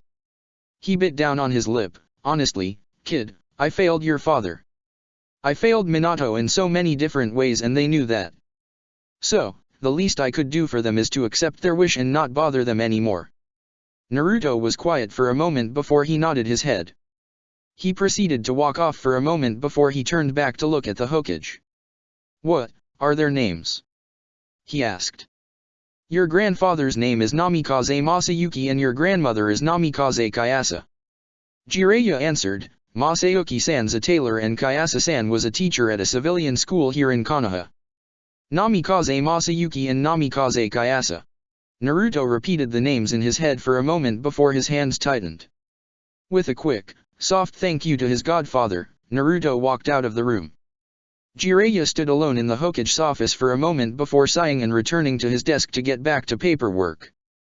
As Naruto left the Hokage's office, the sun began to set over the village.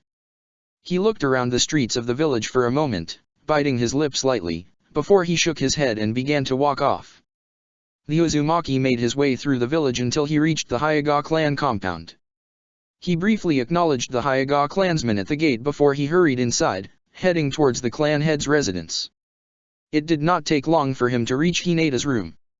He knocked on the door softly before he crossed his arms, beginning to wait. 3 seconds passed by before the door opened up, revealing Hinata. "Naruto." Hinata smiled as she tilted her head slightly. "What are you doing here?" "Well I was unaware you were expecting your betrothed, Hinata-sama." Naruto's eyes moved past Hinata towards another figure that was standing in her room. She was a woman with short dark green hair and the same pale-colored eyes that the Hyuga clan possessed. She wore a navy blue kimono with a white apron over it. Hinata quickly turned back to her. "No, Natsu-san, it's all right. I did not mean to take up your time with him." The woman shook her head, a slight blush on her face. "I promise to not waste even a second more." She then bowed before quickly rushing out of the way. "Have a good evening, Hinata-sama." "You as well, Uzumaki-sama." "Wait Hinata's words died on her lips as the other Hyuga quickly rushed away. She sighed for a moment as she shook her head. Naruto, in response, rubbed the back of his head sheepishly. Was I interrupting something?" he asked. "Who was that?" You weren't." Hinata shook her head, sighing. "That was Natsu. She was my caretaker when I was growing up. She wrote a book and is apparently embarrassed about it, so she wanted to ask She shook her head. "Actually, she wanted me to not tell anyone, so I'll stop there." "Oh, okay." Naruto shrugged his shoulders as he walked further into Hinata's room. "Sorry to interrupt, though." "You're never an interruption, Naruto." Hinata shook her head again as a smile developed on her lips. Her smile faded slightly as she noticed Naruto's expression. "Are you okay?" "I'm fine." Naruto crossed his arms as he nodded his arms. "Just got something on my mind." Hinata was quiet for a moment as Naruto began to tell her about his conversation with Jiraiya. Her eyes widened as he mentioned his grandparents, before a frown developed on her face as he told her what had happened to them. "So, your grandparents might still be out there?" she asked. "I don't know," Naruto said with a sigh. I don't know. Just not sure how to react to this. It's like I'm both sad, pissed off, worried, but hopeful, I guess." "Pissed? Are you angry at Jiraiya-sama?" she asked. "I'm annoyed at him, but I don't think he could do much. I know how he was with old man Hokage and his orders, so there's no point to be angry at him for just following orders." Naruto noted, his hands tightening. "I am pissed at the old man, though, but that's pointless, cause he's not here for me to yell at him." "It's never pointless to feel anger, Naruto. You told me that about Kumo, you know." Hinata said, walking towards Naruto and grabbing his hand. The Uzumaki was led over to Hinata's bed, where the two sat opposite of one another. Naruto was quiet for a moment before he shook his head, scowling. I understand the thing with ordering Ero-sen in a way. He may be my godfather, but he was a Konoha shinobi first and had to do a lot of spy work stuff in the aftermath of the Kyuubi attack to make sure our village wouldn't get attacked. Naruto stated as he began to grind his teeth, but what the fuck is up with this? Not even telling my grandparents I was born. That's fucked up. His teeth grinding grew louder and louder, he couldn't trust them or something to hide me. That's bullshit. He trusted his advisors, including that asshole Danzo, but he didn't think my grandparents wouldn't keep something a secret. They didn't even have to raise me, just know that I'm not dead. Fuck him dash. Naruto's words were cut off as Hinata placed her hand on his shoulder. Immediately, his teeth grinding came to a halt and he sat still, taking in deep breaths. Hinata's grip tightened for a moment. Fuck the Hokage. She offered. Naruto snorted in response, his anger momentarily escaping as he began to laugh loudly. Heh. Not really, but for right now, yeah, fuck the Sandaime. Naruto stated. He then looked towards the door of the room before he took in a deep breath, fuck dash. Wait, Naruto, don't say it too loud. Hinata's eyes widened, that's probably not the best thing to say here so loud like that. Well, it worked with the Raikage. Naruto noted, a small grin developing on his face, hell, we were here on Hyuga property back then. Yeah, but that's the Raikage. Hinata countered, returning his grin with one of her own, honestly, we would have probably gotten a few other Hyuga to say it too. Okay, fair. Fair. Naruto nodded his head. He then made eye contact with his fiancée as he raised his eyebrow, quietly though. Hinata nodded her head. The two took a few seconds before they both raised their voices ever so slightly. Fuck the Sandaime. Immediately, the two began to laugh. Their laughter grew louder as they began to relax on Hinata's bed, lying next to one another. The two were still for a moment, enjoying the moment, before Naruto finally broke the silence. Thanks. Naruto stated, I don't think I could ever hate the old man, but I know I needed to get that out. Trust me, I know. Hinata said, smiling back at him, and you can always count on me if you need me, Naruto. I know. I know. Naruto replied, a grin developing on his face, so damn lucky I'll get to call you my wife soon. Eep. Hinata blushed in response before a grin developed on her face as she nodded her head, it almost feels unreal that it's going to finally happen soon. The two were quiet for another moment as they enjoyed each other's presence. After a few more minutes of holding on to one another, Hinata tightened her grip on Naruto once more. Are you okay otherwise, though? She asked, about your grandparents. Yeah.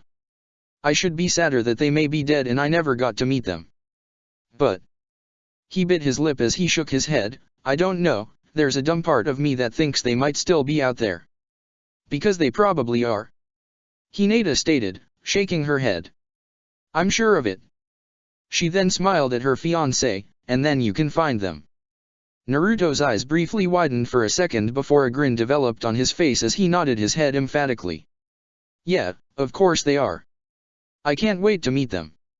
Naruto stated, and then I can't wait to introduce them to you. We'll find them, wherever they are. Hinata was about to reply back, but she was interrupted as Naruto closed the distance between them, kissing her on the lips. She quickly melted into his embrace, kissing back. And now, for the first time, our newest, full generation of the 7 swordsmen of Kirigakure, Mamakai Zabuza, Kojuro, Hojiki Suijutsu, Uzumaki Anoka, Mitarashi Anko, Yuki Kyo, and Kamui. Ugh. Anko grumbled, rubbing her head as she came to consciousness.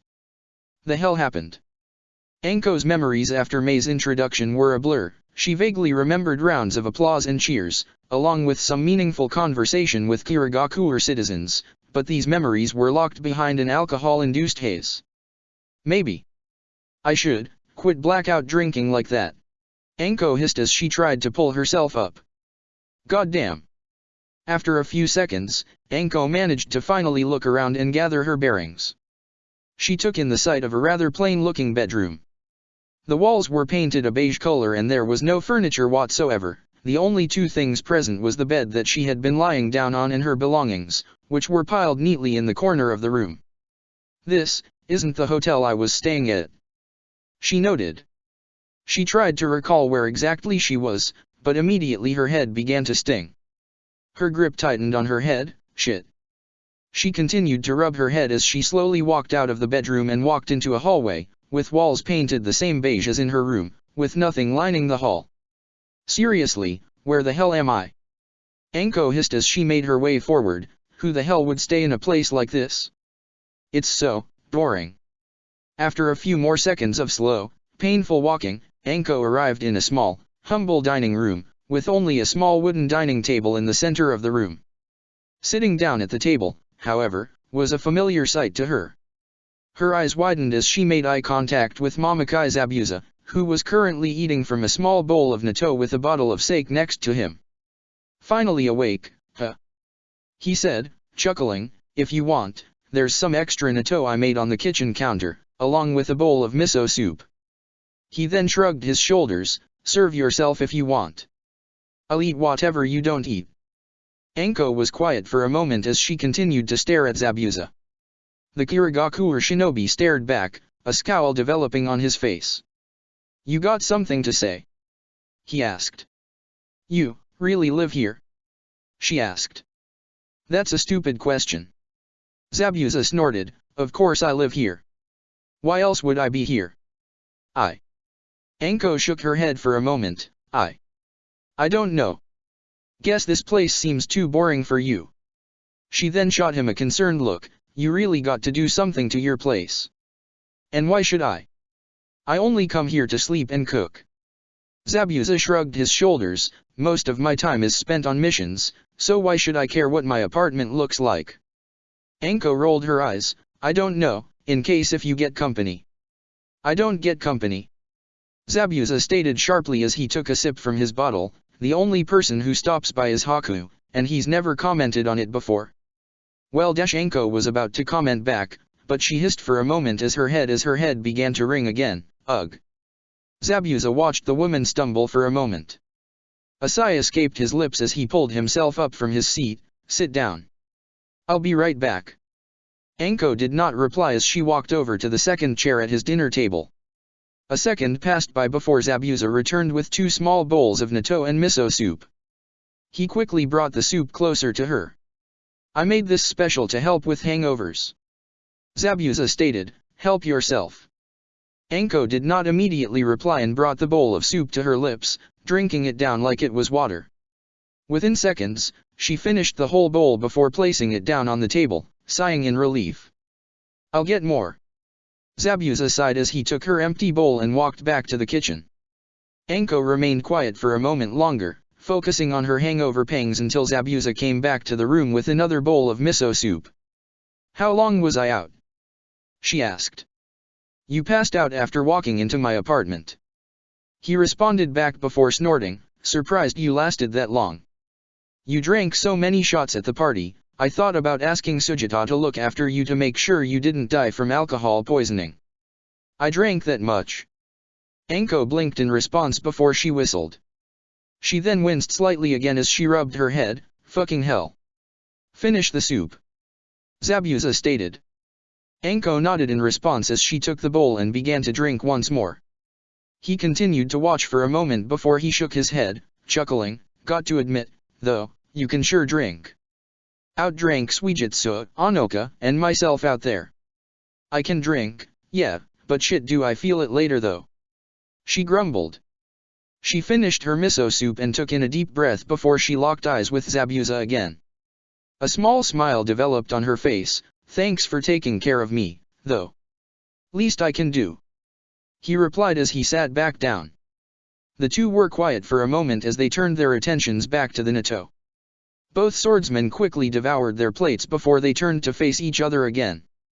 "How long are you planning on staying in Kiri?" Zabuza asked. "Not long. Probably we'll head out tomorrow or the day after," Anko admitted. Zabuza's eyes narrowed, which prompted her to sigh. Look, I still got some shit I need to do. I dropped everything to get over here for Kamui's induction, now I got to get back. Understood. Zabuza nodded his head in acknowledgement. Anko's eyebrow rose slightly at the tone of voice, unable to quite piece it. A grin developed on her face. You gonna miss me already, Zabuza?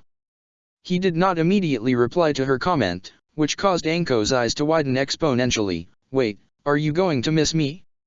For real? Things are more interesting when you're around. Zabuza admitted, shaking his head. That's all. Ah. Anko's cheeks reddened ever so slightly before she shook her head, brushing it off. You still drunk? That doesn't sound like a sober thought coming from you. Bite me. He snorted in response. You should get the hell back to Konoha if that's how you're going to be. Nope, I'm definitely going to be staying for another day at least. Anko replied with a chuckle. What were you wanting to do later? Before Zabuza could reply, a knock sounded on the front door. He quickly got up and walked over to the door. How convenient. Someone stops by now. Anko's eyes widened as a grin developed on her face as she shouted out, Hey Zabuza, look, you got company over. Would be nice to have something other than beige to look at, huh? A few seconds passed by before Zabuza walked back into the dining room with a raised middle finger, earning a chuckle from Anko. She then turned her attention towards Mei and Yagura, who had his Kamui disguise active. Nice to see you over here, Anko. Got worried when we didn't see you at your hotel. Mei noted. Nice to see you too. Anko nodded her head before her eyebrow raised at the Mizukage. Were you looking for me? Yes, we wanted to catch you in case you left today. Kamui spoke up as he quickly held out a small invite. When you return to Konoha, make sure to tell Naruto and Hinata that we will try to attend. Huh? Anko blinked in response. Attend what? The Sanbai Jinchuriki blinked back in response. What do you mean what? What do you mean, what do you mean? Anko asked back. He is referring to your student's wedding. Mei stated. Anko's eyes widened, but the Mizukage continued to speak. A toad just stopped by today and dropped off our invite. It all depends on exactly what is going on, since we'll need to make sure Kiri is secure in our absence, but we would be honored to attend dash. The hell do you mean wedding? Anko interrupted. Before either Mei nor Kamui could respond, Anko snatched the invite and began to read it. Immediately, whatever small traces of a hangover evaporated as her eyes skimmed the writing. Cordially invited, to the wedding, of Uzumaki Naruto, and Hyuga Hinata. She mumbled. Her brats were getting married. After all these years, the two were finally going to get hitched. And they had not told her? And they told Mei and Yagura before telling her? They're dead. She mumbled under her breath, much to Mei's and Yagura's confusion. Anko would stay an extra day longer to spend time with Zabuza, but she was already planning to rush back to Konoha and have a nice little talk with her students about upcoming life events. Huh? Naruto blinked as a shiver ran down his body. Why do I feel like I'm going to get my ass kicked for something over something that's not my fault? In his days, Naruto, who had been working on a seal, accidentally messed up a brush mark on the seal. A pen was then thrown at his face, pulling him out of his stupor as he hissed in pain, his hand going over to a small mark on his forehead.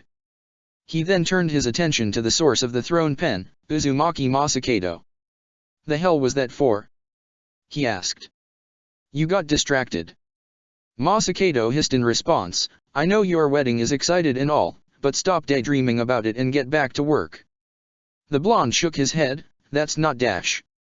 As I've expressed multiple times, and you have witnessed yourself, when you're working on the chrono reversal seal, you cannot mess up a single thing in its preparation. Masakado interrupted, glaring intently at Naruto's botched seal, one brush stroke even slightly incorrect could tear apart your body on a molecular level. I know. Naruto said, sighing as he crumbled his failed seal before pulling out another sealing tag. Just need to get this down. Masakado watched Naruto stare intently at his pre-drawn seal. He sighed, shaking his head as he looked away. It's hilarious to me that this is the part you're struggling with.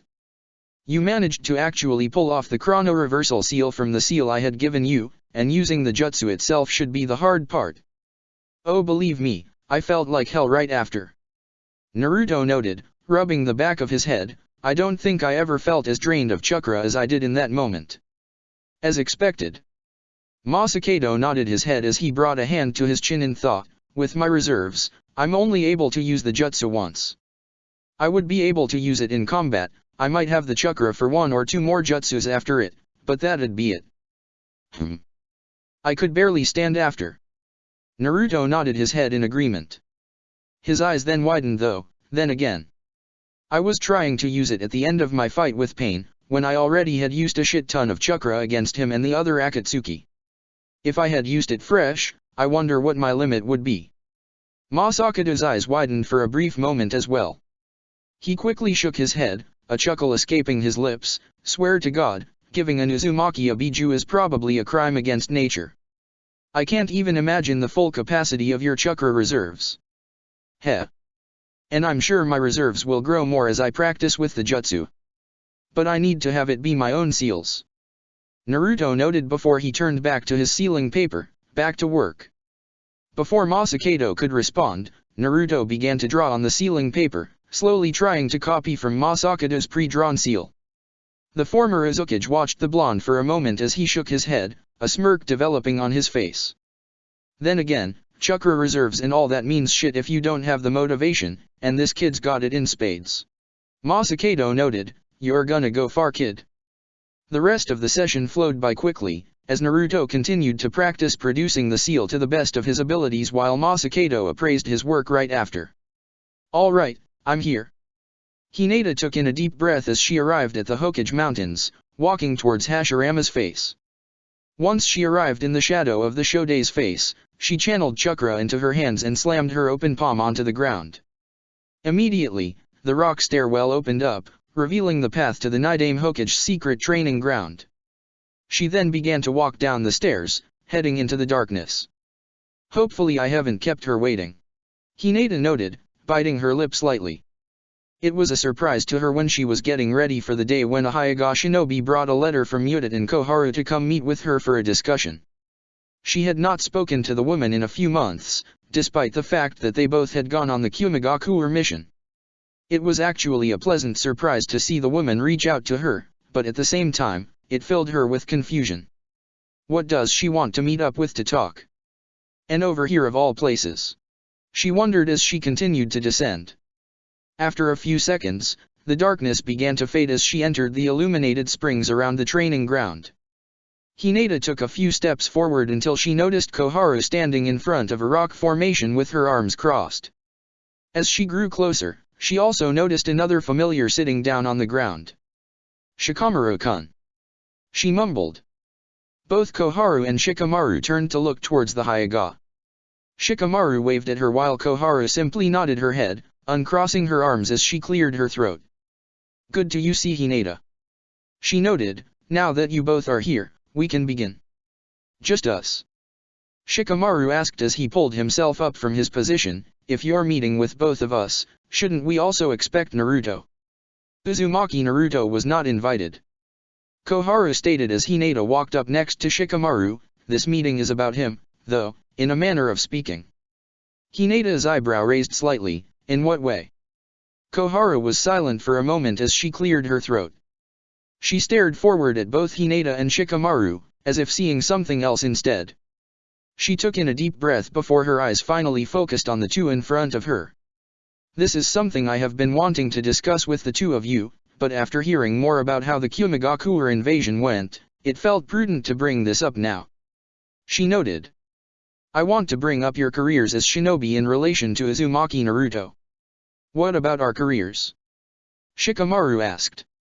I want you both to look at him, not from the perspective of your fiancé and best friend respectively. Koharu's eyes moved from Hinata to Shikamaru for a moment, but rather, see him as who he is from an objective standpoint.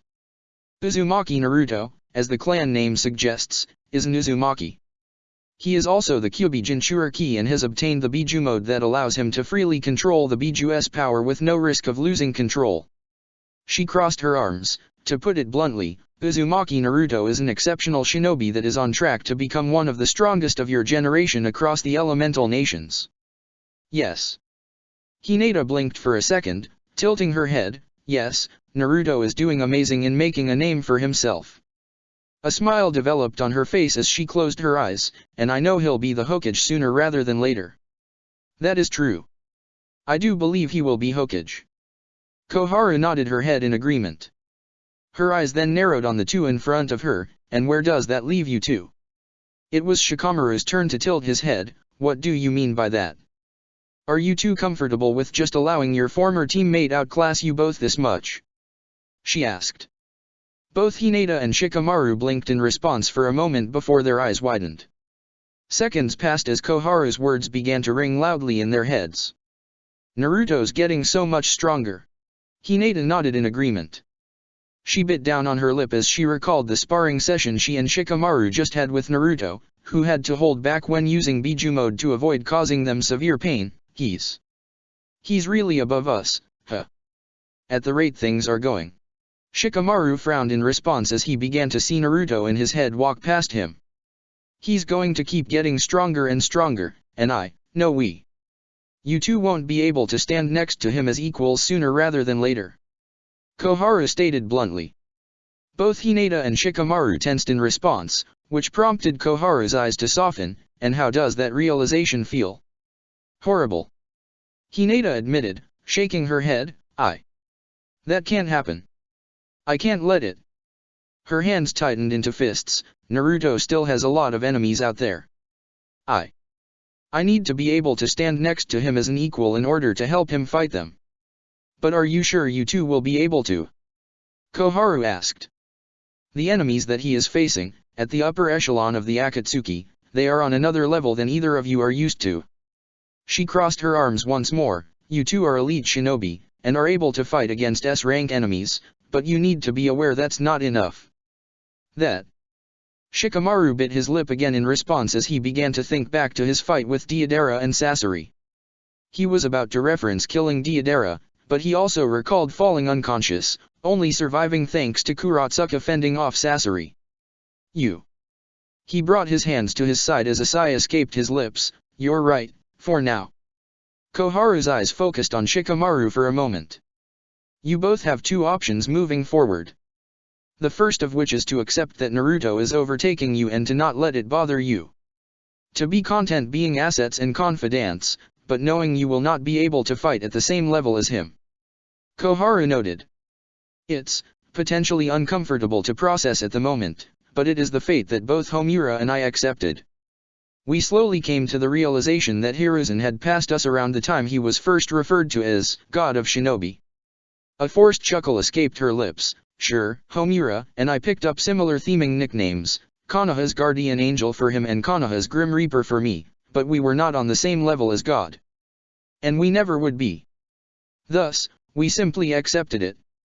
We aimed to be useful to Hiruzen in other ways. We would assist him in areas of tactics and give him fresh ideas whenever he needed. We would take on missions in order to allow him to not be distracted by lesser tasks. She noted, a small bitter smile crawling on her lips. We weren't able to be on his level, but we were able to still help him in his tenure as Hokage. And that was all that mattered to both Homura and I. Both Hinata and Shikamaru were silent for a moment as they stared at the elder. The two waited for her to continue speaking, but it became rather clear that the woman was starting to become lost in thought. That's option one.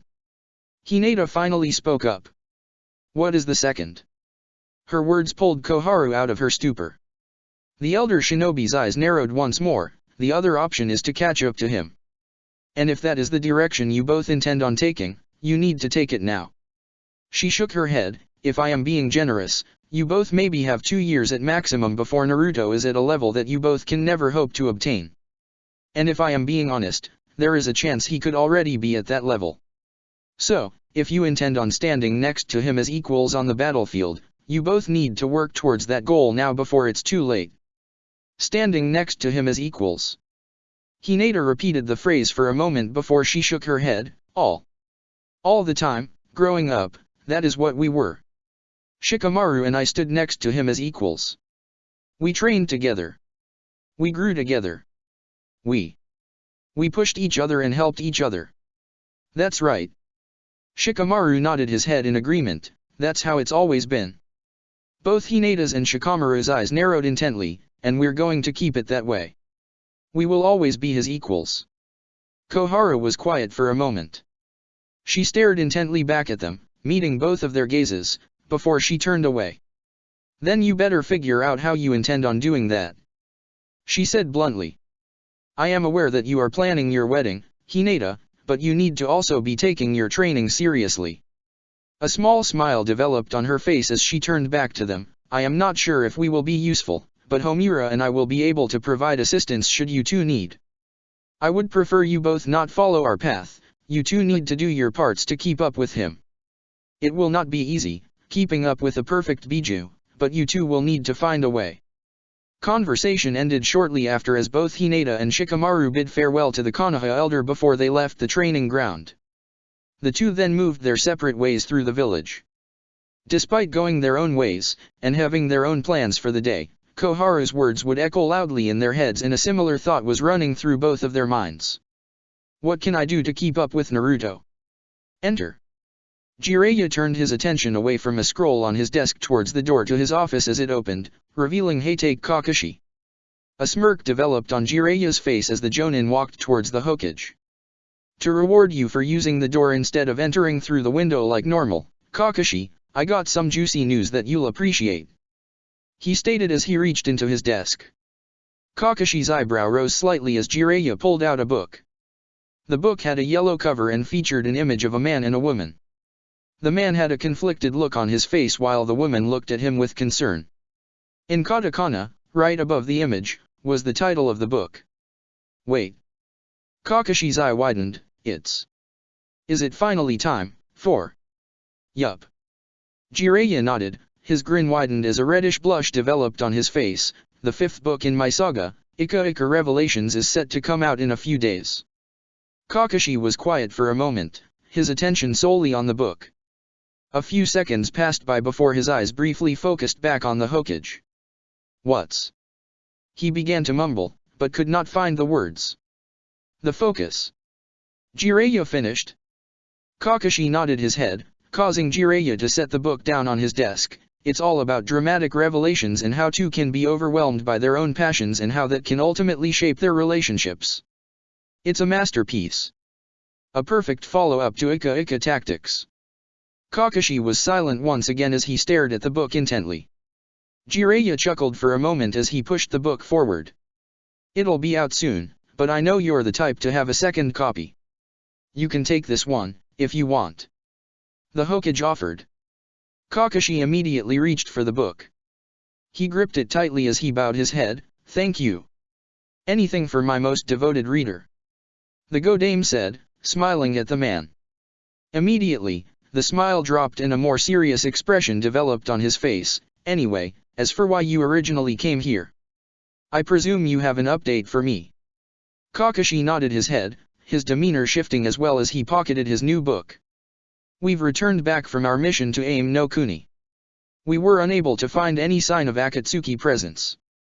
He stated. Amegakur, in particular, looks like a ghost town. How sure are you of that? Jiraiya asked. Completely.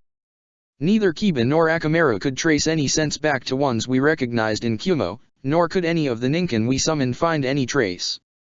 Kakashi stated, it appears like the remnants of Akatsuki are aware that we would trace them back to Aim, so they're recuperating somewhere else.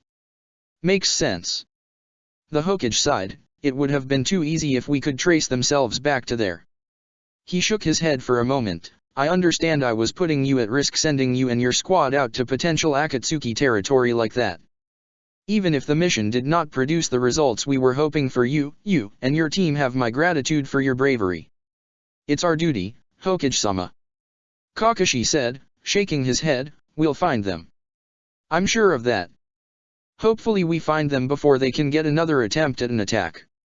Jiraiya said, bringing his hands together as he closed his eyes. The only reason the Kumo invasion was not a disaster and we were able to combat it was that Itachi was able to leak the information to us.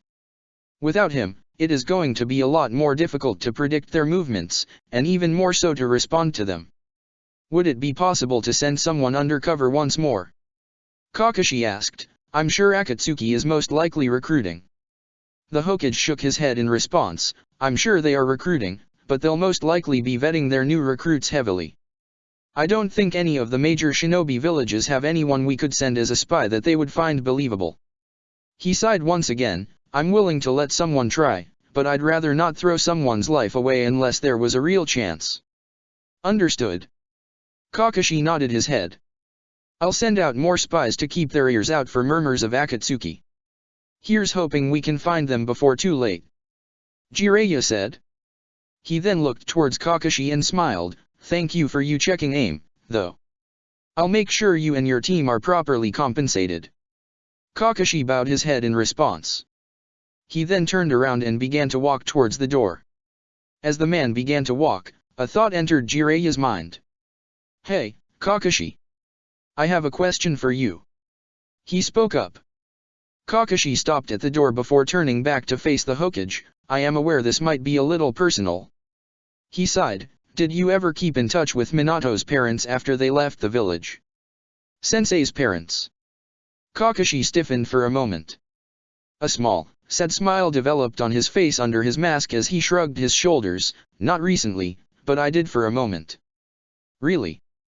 Jiraiya's eyes widened in response. Kakashi nodded in response. We exchanged letters for a little bit. Masayoki-san and Kayase-san were worried about my mental health after everything, so they wrote me from time to time. He rubbed the back of his head. I didn't reply back at first, but a few years after Sensei's death, I was able to finally write back.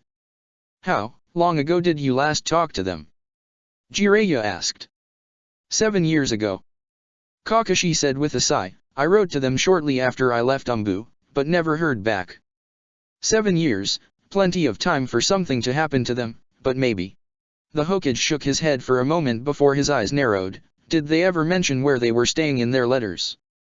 They moved somewhat frequently per their letters, but the last letter they sent to me, I believe they were near Tanzaku town. I see. Jiraiya nodded his head. That was all. Thank you, Kakashi. Of course. Kakashi, again, bowed his head before he turned around and left. The Hokage remained at his desk as he closed his eyes in thought. Tanzaku, huh? That means they're still in Hi no Kuni. He took in a deep breath, as if committing to something in his mind. God, hope they still don't hate my guts. Check the description for the links to the author.